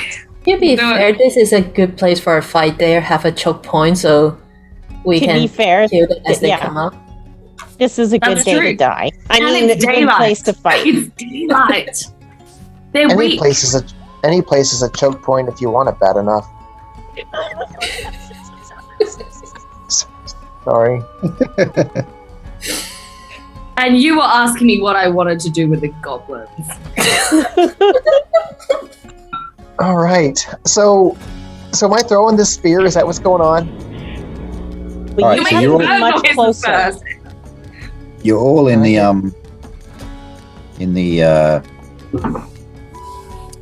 what am I looking at? Sneaky. Yeah, I can't see it yet to move anybody. No. Oh, hang on. I've got to make you all have vision. I'm imagining us all huddled on the road being like, shut up. No, you shut up. Who's making the bird noises? No, I'm throwing something. I'm not making a bird noise. I thought you were making the noises. So I'll make Ghost dad. hybrid. That was a I'm gonna ghost make a dad. hybrid bird Wookiee noise, right? Wow. Right, but you're still. We are all going to die. What, Murph? Your clothing is still camouflaged, isn't it? Yeah, Renault and Ada are still camoed. So you could probably get a little further up the road than any of us right now, so you could possibly throw your spear without them seeing you. You're gonna have to. I'll have to roll to see if you surprise the goblins if you're gonna do an attack. So so what are we doing? We're doing bird noises, or are we just straight out attacking them? No, bird noise first. Okay, bird noise first. And then attack. All right. Okay. All right. Renault, I want you to roll a d20, and I want you to roll under your wisdom ability. Okay, my wisdom ability. If you're drawing on your experience as being with the animals and all that, whatnot, you can imitate their sound. My wisdom's a 14 plus 1. Yeah, so you're just 14. So you need to roll 1d20, and you need to roll under, I think. Ability check is... That would make sense. The higher it is, the easier it is to get what you want. Yeah. All right, my d20 is inbound. That is a 6. Okay. All right. So, caca. I don't know, unless you want to make an alternative sound. Okay, that sounds like more like a strangled sort of dog rather than a bird. But anyway, we'll see how it affects. Okay, so okay, so the goblins hear the sound and they sort of look at each other and they kind of. I mean, you can make the sound, but you can't. You're not a ventriloquist. You can't throw the sound. You can't make it sound in a different direction. That's all right. They can come towards us. So we can kill them. So they hear the sound and they kind of, you can see that they've got a puzzled look on their face, and so they're sort of taking a few steps towards this direction of the sound. Yes. So they're curious. They're sort of peering, kind of sort of leaning on their spear like this, and they're kind of like, huh? What was that? I'm just gonna, without saying anything, do it again. Do it again. Do it again. All right, can I roll again? Yes, roll again, please. All right.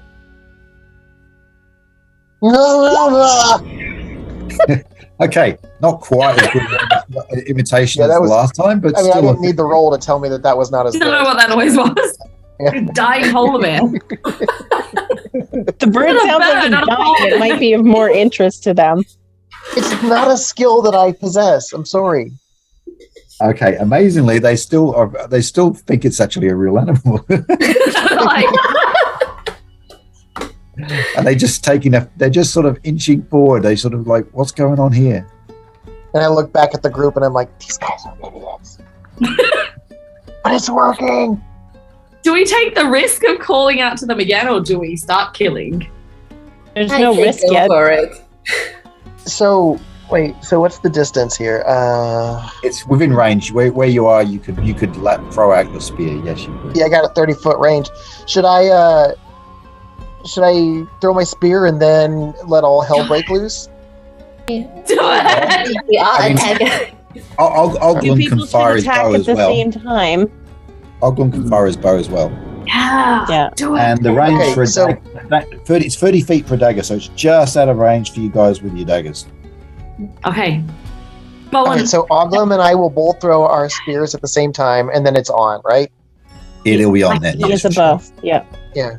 I'm game. Let's do it. All right. Okay.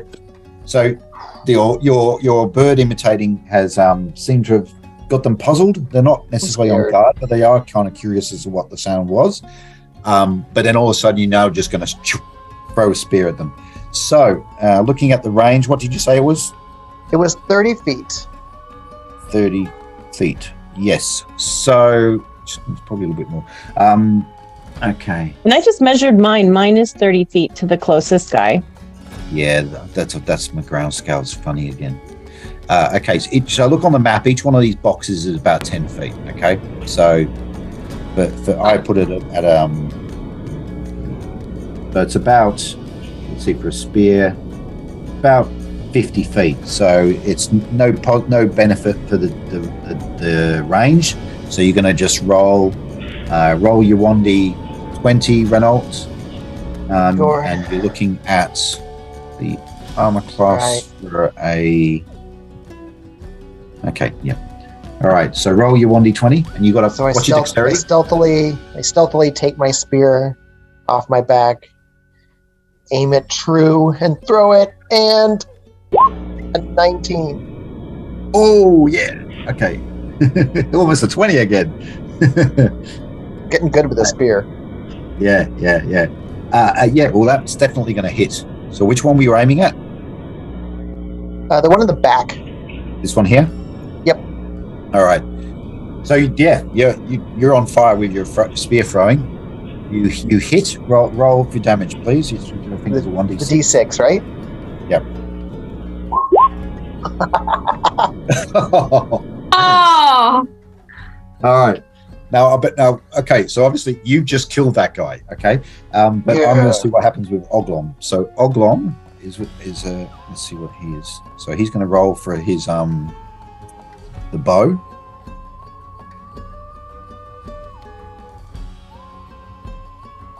And we get that's a 9, and his dexterity. What's Oglom's dexterity? Oglom is okay. Oglom misses. So an arrow goes and a spear, and he just goes straight into the chest of this goblin here, who just crumples to the ground with a lets out a call. This guy he's missed. Am I small enough that I can slip in between Ada and Renault and throw a dagger, like take a step and throw a dagger? Well, you've surprised him, so you could run up and sort of throw. Okay, I'll do that. Well, you move yourself then, so you can move. What was it? You can move. I will throw my dagger as well. Well, let's all throw our daggers. Everyone throw your daggers. Throw a dagger. All right, all of you roll 1d20 then. Oh my god, I was joking. They'll fight in the shade. It's hilarious. It's raining arrows.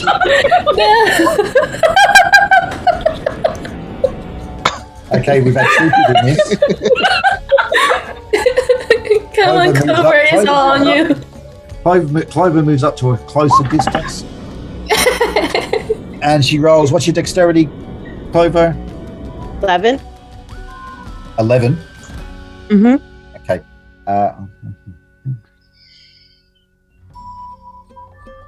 You rolled a 13.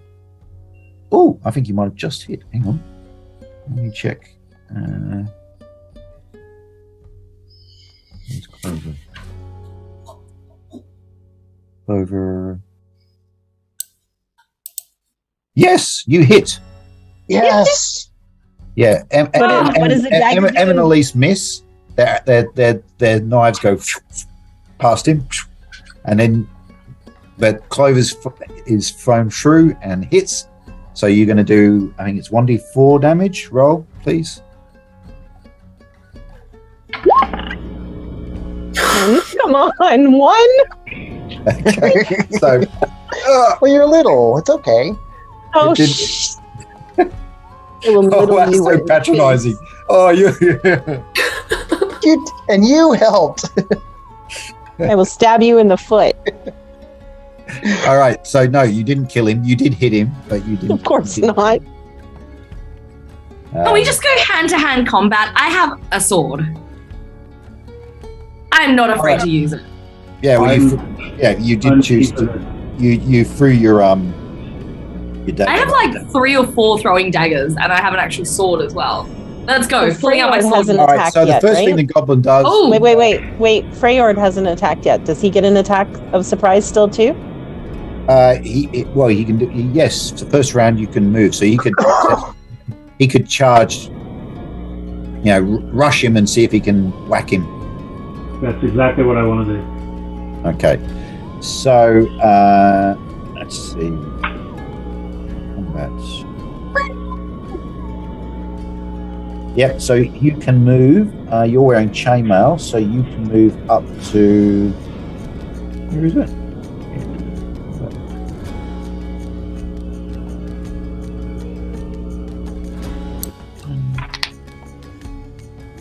is it?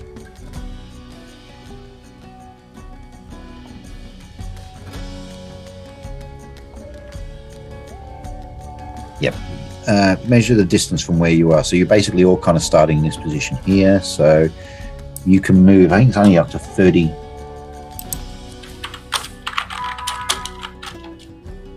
Yeah, you're in chainmail, so you can actually only move 20 feet. So you won't be able to make it to him. You'll basically move a couple of those boxes. So you're pretty much where Clover is. Okay. But you don't have any missile weapons, so you won't actually be able to hit him in this turn, in this round, Right. I should say. So does anybody else have any other missile weapons? No, Olgrim had the Dagger. bucket, and the arrows went flying. The only one who hit was Renault with the spear. Him. And Clover. Him.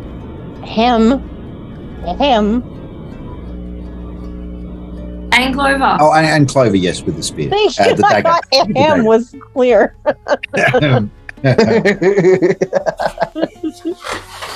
All right. Can I Okay. throw a dagger to Frey? I can't because I've already done my action. Be like, throw him a dagger. Be like, you do more damage than I do. Well, Freyard can't use a dagger anyway because it's pointy. Right. Being a cleric. All right. So the reaction is to this goblin. He's just seen his co-sentry just drop dead with a spear through his chest, and then he has been nicked by a dagger. So he's pretty spooked. So he's going to run. Shit, we need to stop him. Guys! He's gonna go and get recruitments! I'm actually, well, yeah, because he's a guard. His job is to be on guard and alert. Can I run after him and kill him? I have a sword. Hello? You can run, but you've already thrown your spear. That was your dagger. That was your attack. No, I have 3 throwing daggers. Yeah, but you can only throw one in a round. Oh. But I Can't have go. a sword. Can I not stab him with my sword? You should have given one of those daggers to the magic hand. With Yeah, the magic. but the range is pretty short on the magic hand. So sorry, no, you can certainly chase after him, but your attack action for this round was throwing the dagger. No. Fine. Can I chase after him? Yeah. Don't go in the tunnel because if they come out, who has it said this is a good spot to kill them? Oh. It's a choke point. Yeah, that's what it was. Choke point. Yeah. All right. So the goblin, I should do his reaction.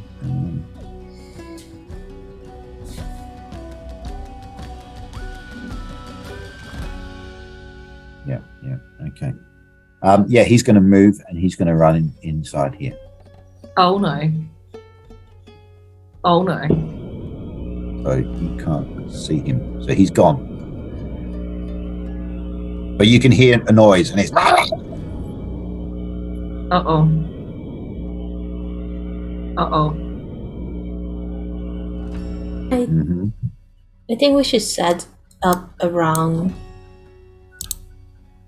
here so that they can't all get out. So we only fight a few at a time. Yep. All right. So Good. next round you can all move. So position yourselves where you want to be. And I pick up the dagger that missed that is on the ground. Yeah. Can we pick up our daggers? Yep. Clover's lost hers because it went stuck into the goblin. What about He the one will that I remember speared? me. What was that, Brad? The one that I speared. Can I? He's dead. Go. You can recover your spear. Okay, and we're allowed to move our 30 feet or whatever it is. Yes. So Olglom, Renault, and Freya can move 20 feet, and so that's 20. each one of those boxes is 20 feet. So ignore the arrows for the moment because I have to check the ground scale. Let me just see if I can fix that now. Scale is 10 feet. Each box is 10 feet. Okay. All right, each box is 10 feet. That should work now. If you try measuring now. Yeah, that's more like it. Yep, Ground scale is correct now. So you can use your measurement tool. Yeah. So the frail-old Oglum and Renault can move 20 feet. Ada, having leather armor, can move 30 feet, and Clover and Elise, being unarmored, you can move. I think it's 40 feet. Mine says 40 on my sheet. Yeah. I don't want to be in front, even though I came running out to nick the guy. Well, I can't go anywhere. Point out that nicking was at least a sixth of his health points. I'm just gonna say. He cut himself. His toe is really sore. It's like an ingrown toenail. Can I only move 30 with leather armor? Yeah, that's a round is 10 seconds. So I would like Oglum to be in front of me, given that he's armored. And he's got a bow anyway, so he moves up here. Actually, can I trade place with him if he can move further? So I'm behind him.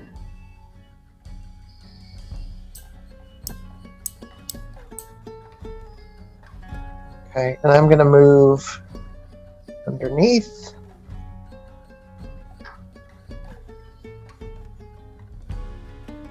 Brad, aren't you armored? I have chainmail. Why are you way in the back? Because I can only move 20 feet, and I threw a pole a minute ago, and I have to get my pole before I can do it again. Okay, Fair. So you've moved up, and you hear a bit of a commotion coming out. You hear, and you actually hear a bell ringing. Oh God! An angel just got its wings. Okay, so nothing's come out of the chamber yet. So Yes. So next round, what do you want to do? Move again. Move up just a little bit. I don't want to be Okay, right yeah. in front of it in case they have ranged weapons. All right, do your next movement then. Oglom's gonna do Rafael and Renault. Do your action.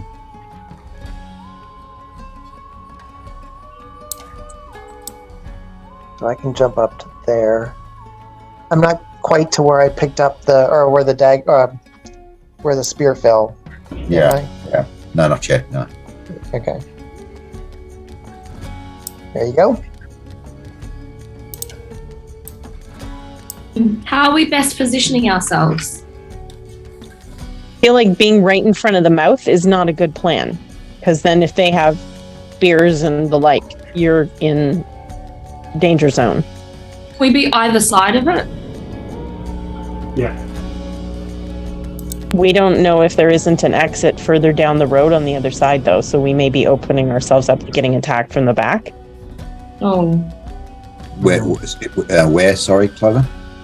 Further west on the map, we can't see if there's another exit from the cave. Around here. You mean around here, something? Yeah. So if we set ourselves up on either side of this, then we open ourselves up to getting attacked from the back. But it's not a bad idea to be flanking them on both sides. So. Mm-hmm. Okay, so I'm going to stay here. You're doing all your movement. All right. Okay, so again, nothing. Next round, nothing comes out of the entrance. So is that Elise that's in front of it? Can she see further in? Can you see further in, Elise? Yes, but I don't see anything yet. Okay. Yeah, you can see the path. I think if I look at Elise, you can see basically down into the it's daytime, so you can see in you can see a few about 20 or 30 feet down into the lair, and you can see the path a bit further down, running around the side. You can see that, Elise? Yes. Yeah. So the path continues. I'm gonna would stage whisper to Elise and ask her if there's any torches or visible flames in there. Is there? You can see some light in this sort of area. Spilling out. I stay whisper back, yes! Okay. Is there any brush around the entrance, like dead trees or anything, Neil? No, what you can see on the map is essentially what you're seeing. Just like rocks and stuff? Okay. Just a bit of rubble around. So yeah, get yourselves movement again.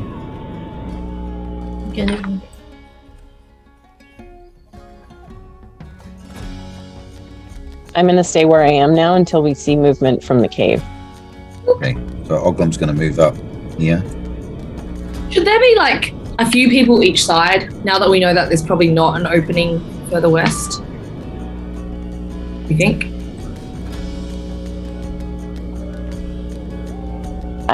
We don't know if they haven't come out of anywhere yet. Yeah. All right, so the bell has been rung, and so ominous. The bell has been rung. Ask not for whom the bell tolls. Bell it rungs tolls for us. thee, butthead.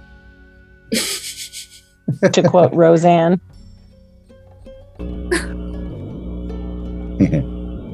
All right. Where we are now is you suddenly at least can see that there are goblins coming down the path, coming down the tunnel. So roll for initiative, please, guys. Who's going to roll? What? I will, because I'm so good at it. All right. Who's rolling? Isn't it 1d6? I actually just rolled a 19. I thought we were all doing it, but I'll do it for the group. No, initiative you roll 1d6, not a 20. Did you have you literally rolled 20, 20, 19 or 20, 19, 19, Brad? That's less right. good. Okay, so who rolled that? That was... Oh, you rolled a 2. Okay, Renault rolled a 2, so I'm rolling for the goblins. Hang on. So the higher the number, the sooner you go, or the lower the number? We both rolled the same number. All right, Renault, roll again. We don't play like rock, paper, scissors. Oh, there we go. Oh, you rolled a 1. Is higher better than lower? Higher is better, so the goblins win the initiative. Sorry, team. All right. So, what you're looking at. Yes.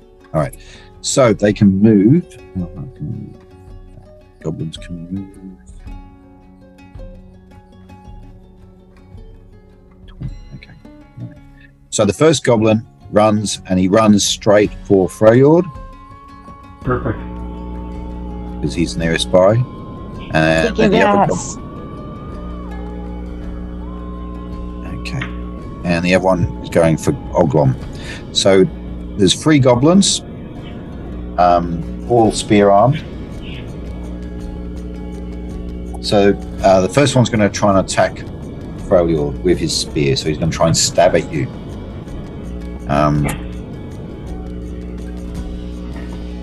So he's going to roll. So what's your armor class, please? What's your armor class, please, Freyord?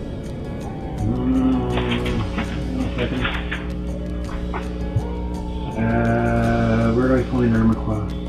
Armor class is probably... You've got a shield as well, so you're probably 4. I think your armor class... Unless under combat, it says HP and then AC, so it's your AC. My armor class is 8. No, you haven't updated it. You're wearing it. You've got a chainmail and a shield, so chainmail gives you an armor class of 5, and the shield makes it go down to 4. And then what's your dexterity, please? My dexterity. 13 plus 1. Okay, so that will make your armor class 3 in total, because dexterity gives you an extra point bonus. So your armor class is 3, and so the goblin's going to trying to hit you with their spear by stabbing. He's not throwing it. So I will roll for that. That's a 1d20. So he's going to need to get to hit armor class 3. He's going to need a 17 or higher to hit you. Okay. And he rolls. Oh, 18. So he stabs at you and gets past your defenses, Freyord, and hits you. and he's going to do a d6 worth of damage. Oh, 4 points of damage on you, Freljord. Ooh. How much does that leave you? 4 points of damage? I have no idea. Your hit points. What's your hit points? Oh, hit points, 7. You got 3 left. Okay. Jesus. That's not good. And the other one the other goblin stabs at Oglom. Oglom has, what's his armor class? I don't remember what his...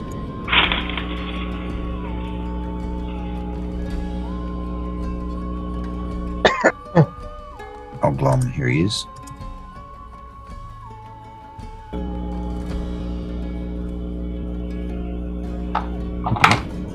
Okay, Oglom has... I think he's got chainmail and... He had a shield as well, I think, didn't he? Yeah.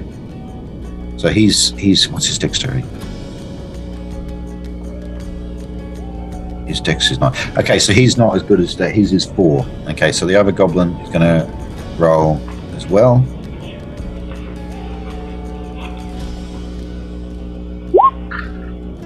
Okay. So the other goblin misses. So Freljord, you've taken a nasty stab with the spear. Oglom has missed, so it's now your turn to attack. My turn? Yeah. So you lash back with your mace. Oh, yeah. What am I going to roll? You're going to roll 1d20 and add your strength. So you have it.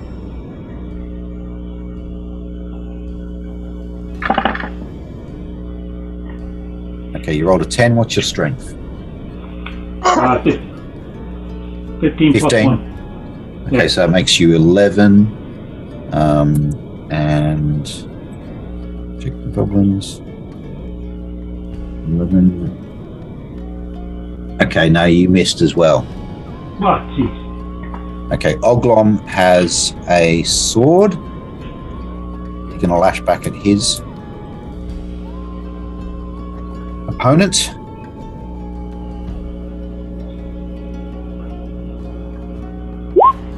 He's missed as well. Okay.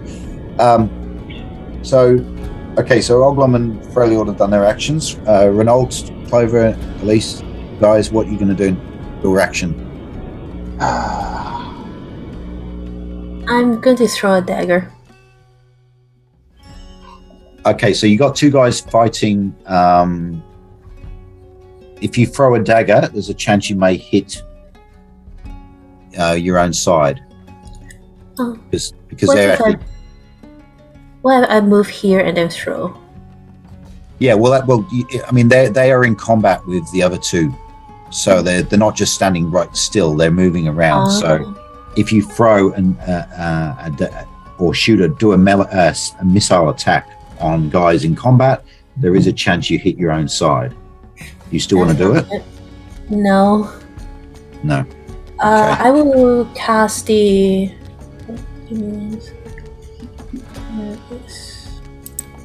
Sorry.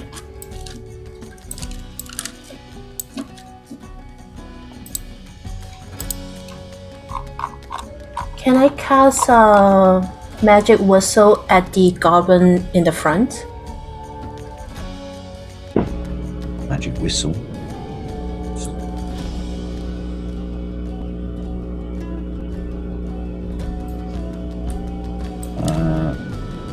Magic whistle.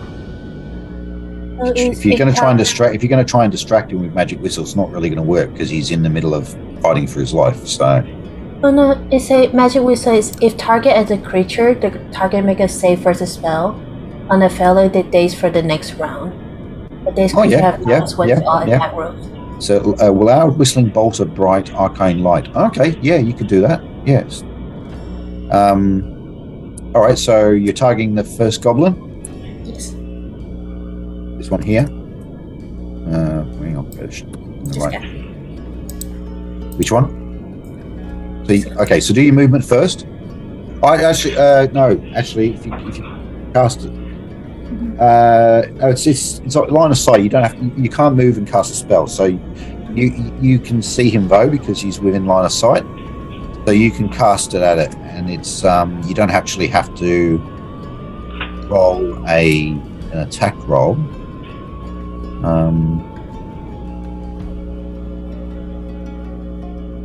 They just have to. So they just get a saving against spells. So you cast it at this goblin here, and he needs to do a save against spells. I will do now.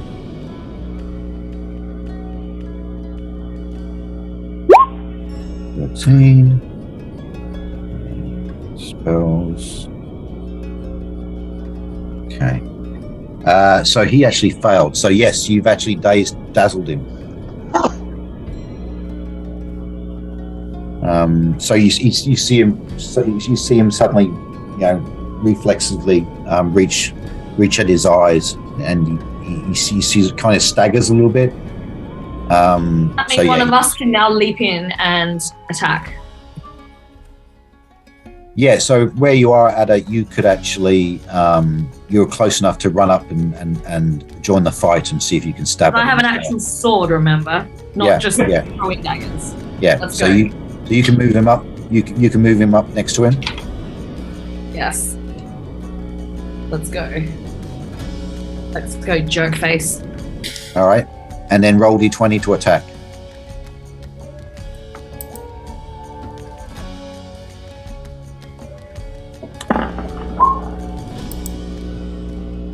This is not my night.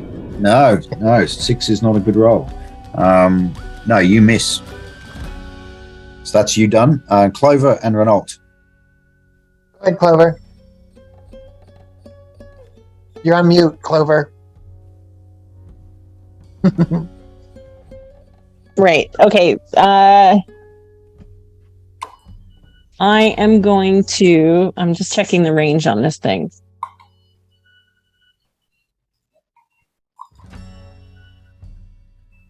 Do I have line of sight for magic at any of the goblins? The two that have come out and attacking Freljord and Oglum, you can see. Okay, so since order of operations, Elise has dazzled the one who was attacking Freljord, correct? That's correct. Okay, so I will aim at the second one and shoot Arcane Bolt at him. Okay, Arcane Bolt. Target gets a save versus magic to avoid all damage. And the damage does is... What's the damage? D3. I don't know how I roll a D3. That's basically you roll a D6, and if you roll a 1 or 2, it's 1 point. 2, it's 3 or 4, it's 2 points, and 4, 5 or 6 is All right, so he gets a save as a spell, so I will do that for that goblin.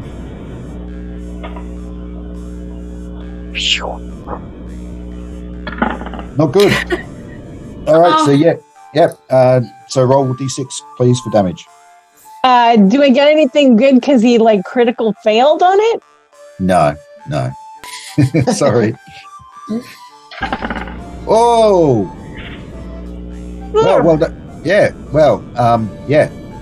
Okay. 3 points. He's Not dead. bad, kid. You killed him. What? You killed him. First blood to the gnome. No, somebody killed one and didn't Renault or already kill someone? No, but I'm just saying first blood to the gnome. You've finally killed something. This is not the first time I drew blood. I really nicked that other guy. He was really upset. Yeah, nicked him good. He was certainly nicked miffed. him good. But this guy is dead. Yeah, okay. That's what I said. All right, Renault, your last action. Yeah, my last action. So I do not have my spear with me because it's still on the ground. And what's Freyorg's health situation?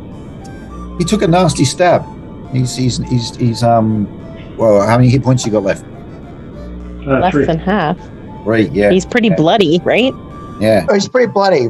I think for my turn, I just want to move forward a little bit to where my spear is. Yeah. And I kind of want to cantrip if I can reach him, and to see if I can get him 1 HP back.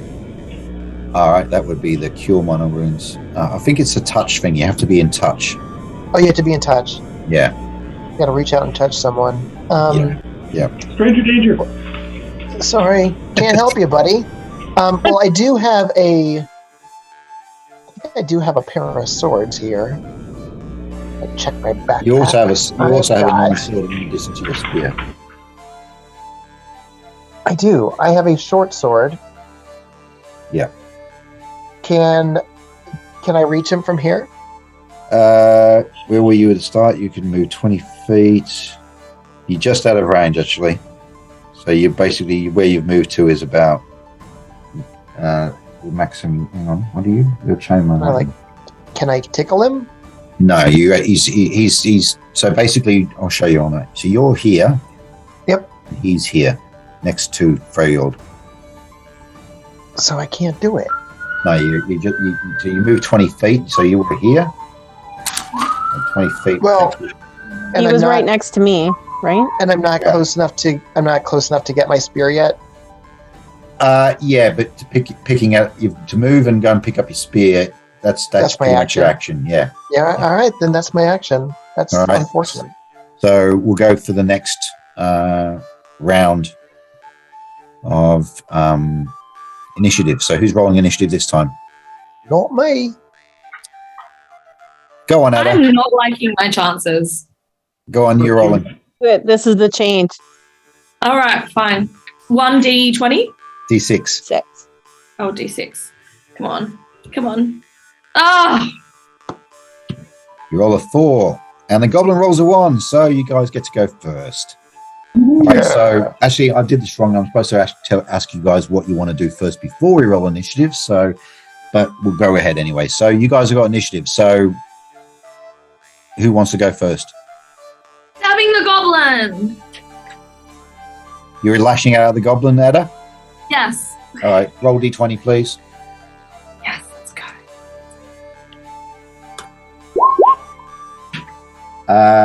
No, that's a miss. You're really off to your dice rolling tonight. Wow. Now, are you going to move anywhere, or are you just staying there? No, I'm moving because I'm not loving this. Let's go over here. Actually, I'm moving back there. Okay. Out of harm's way for a moment. All right. Who's moving next? I'll move and I'll do Arcane Bolt at the next guy. Not the one that's stunned.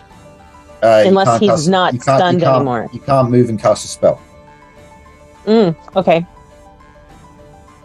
So you can stay where you were because you were able to cast it previously.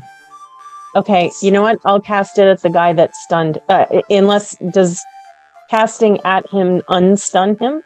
No. He stays stunned even if I hit him? It's not one of those things where it's like sleep where if you hit them they wake up? No. I mean, he's basically just temporarily, blinded by the flash that Elise did. You can definitely cast it again. Okay, I'll cast Arcane Bolt at the one that's attacking Freyord. All right, he has to roll for save against spells, which he does. And again, terrible roll. So you do 1d6 and it's 1d3. So roll again, please. Oh my god! Nicely done. Bang! You just dropped two goblins in 20 seconds. MVP. Yep. And just do the double spinning guns into my non-existent holster. Now you've used up 2 of your cantrips for today. You've only got one left, I think. All good. I still got my big gun. I think you got one more cantrip for the day, haven't you? I do, and I still have not spent my major spell. Yeah. Which I forgot to ask you guys which one you'd memorized for the day. So I'm assuming you memorized sleep. Mm-hmm. Okay, and Elise, which one did you memorize? I memorized Spook. Spook. Okay.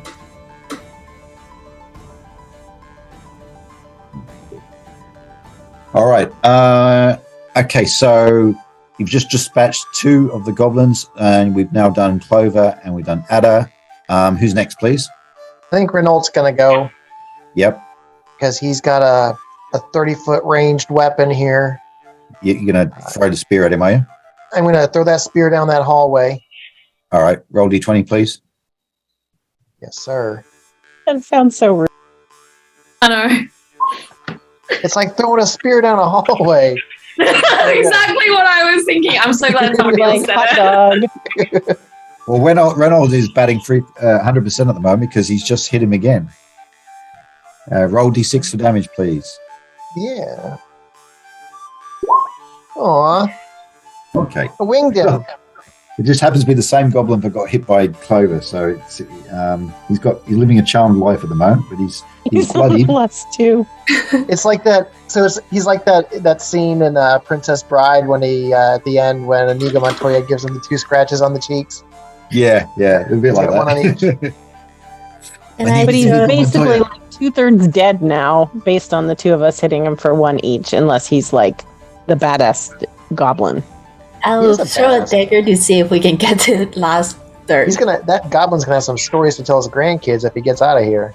Yeah. All right. At least do your movement then. You can move up to 40 feet, I think, and then you can throw your dagger if you want. If I move here, can I throw the dagger? Probably one more over, I think. Yep. You can throw from there. Roll D20.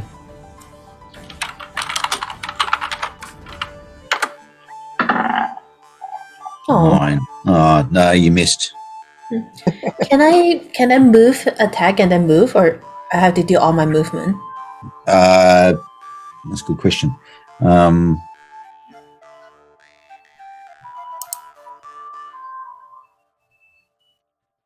You can keep moving. Okay, So then I'll moving move and back. attacking can be combined in a single round. Then I'll move back. Okay, so you just run up. That No, leaves just Froyo. run up, throw. Oh, Froyo. and then go. Froyo, Playing dodgeball with daggers. What are you going to do, Froyo? Are you going to charge at him and hit him again, or are you going to step back? No, I'm all in. I'm gonna charge up. All right, move yourself up to him. Yeah. I have I don't know what to call it. An horizon. All right, yeah. Where what's it called? Can I use it for myself? Which one were you thinking of using? Guidance. It's the caster grants +1 on next attack roll. Okay, so casting the spell itself is an action. So you'd cast it, and then the next round you would attack. So No, I'll just if you cast it now, then you won't be able to attack him. no, I want to swing at him. All right, roll d20, please.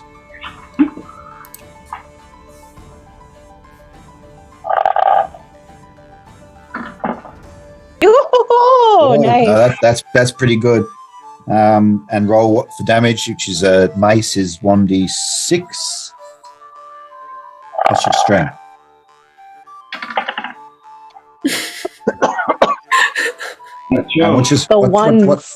What's your strength, please?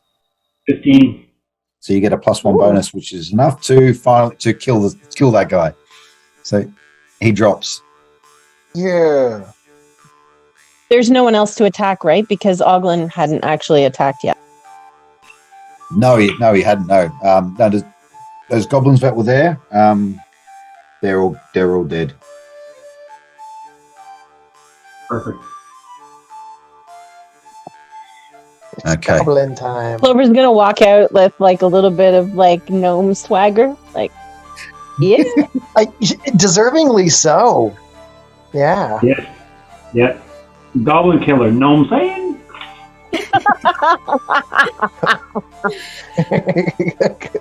I like that. No, I'm saying. I like it. I might steal that. I don't know, guys. I'm just gonna say that was a lot of fun. That was My good. hands are warm with the blood of a goblin. Yeah. So your sympathies for the goblins have now sort of passed. When you had him as prisoner, but now it's just like, just zap the buggers. It's a sporting chance. I'm not here to just like murder people when they're tied up, but sporting chance. That's men's work. I wouldn't, down on women right now when, Goblin Killer is here.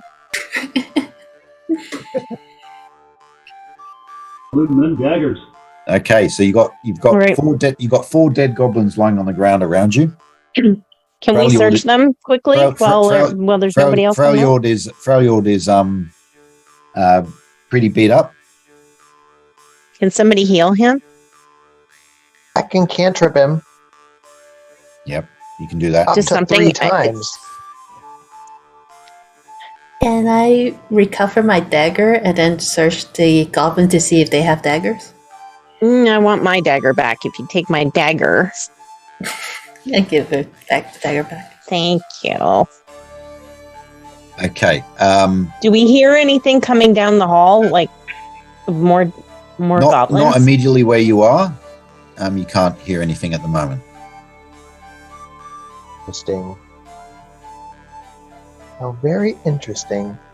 How loud was the bell that they rang? Like a big loud thing, or like a ding ding, like a little like? It wasn't like a butler bell. It wasn't like ding. It was a clang clang clang clang type. Like an alarm bell. All right, so we don't have a lot of time here, guys. They're gonna still be preparing or coming, right? Surely. But this kind of looked like a good spot to attack them. I don't know if they'll keep just running at us. Just keep respawning and just charging at you. All right. So what's the way? All right. So Renault, you cast Cure Minor Wounds on. Well, you know what? Can I just chant it twice? I want to save my third one for something more important. Okay, well, there's no immediate danger at the moment, so yes, you can cast it twice. So that will give you 2 extra. That'll heal 2 hit points on you, Freljord. Brings me up to 5. You were 4, so I think you started with 7, did you? And then which one was it? Oh, you 3. He was down to 3. So he took 4. Took 4, yeah. So you're back up to 5 then, are you? Yeah. Yep. Okay. Yep. You're very vulnerable at this time. For even a little wound can kill you guys, so you have to be careful. Okay, so you've got 1 cantrip up your sleeve, Renault. Good deal. All right. Okay, so yes, so Clover and Elise, you can recover your daggers. Okay. You know what I'm going to do while we're thinking about what we're doing? I just remembered that these goblins have wolves. I'm going to put a piece of wolfsbane in the middle of the tunnel that we just cleared out, just to put it there, just to keep the wolves at bay if we possibly can. So I want to just put it... Wolfsbane is for werewolves. Oh. These are dire wolves. I'm going to put it there anyway for now. Just a piece of it to see if I can, I'll just put it in front of Freljord right now. Mm-hmm. So when I'm grabbing my dagger back from... So what can you all guys see on the screen at the moment? In your game? The tunnel. Yeah, I can just see to what looks like a set of stairs, maybe? Yeah. That's all I can see. Okay, cool. Yeah. It seems to be working. Yeah, I don't know why we didn't do this in the past. We should have always shared the player's view rather than my view. Yeah, never know. How are we going for time now? So I think people said 7:30 out, so we've got 6 minutes left. I'm starting to get anxious. Yeah, we don't want people getting snowed in. Maybe we should just set ourselves up like in a pattern, like off to the side, and say that we searched all the goblins that were there, and like just all right. go I back. can tell you now that you. Okay. Right. Searching the bodies quickly reveals. Just gonna get all the daggers we can find. That's wrong. Oh, that's wrong. Rolled the wrong dice. Hang on. They look like Dorito chips. Because they're orange, yeah. You retrieve 15 electrum pieces from the bodies. What? 3 each. We each get 3? We promised an equal share to Oglim. Yep. Ooh. So 15 divided by 6 is 2 plus 3 left over. You're probably better just telling the whole lot and divvying up at the end of the adventure with whoever survived. This is true. Yeah. All right. Well, we can probably pause at this point then. You've had your combat. Falling We down a didn't cliff. get to go shopping. Fell down a cliff. Not my finest moment. Still down a hill. Twice. You fell down a cliff twice. So, Neil, did I get my dagger back, or did the dagger fall out further in the thing? No, it was lying on the floor there. It was still stuck on him? Okay. Yeah. Cool. Well, it wasn't. He'd pulled it out of him, but it was just lying on the ground there. So, Okay. we did have some impressive bird calls.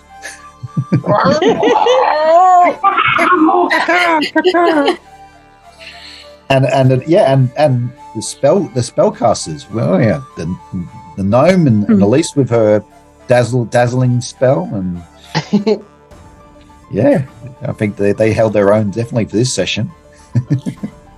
And I feel like our tanks were very useful in preventing the rest of us from dying, because I tell you, if I took 4 points of damage, I would be dead. There would be no gnome anymore in your party. There's no place like Gnome. That's right. All right. Okay. Well, in that case, we will wrap it up. We're starting to get into some serious action now, so that's good. We'll see what happens in the next session. How you go clearing out the goblin lair.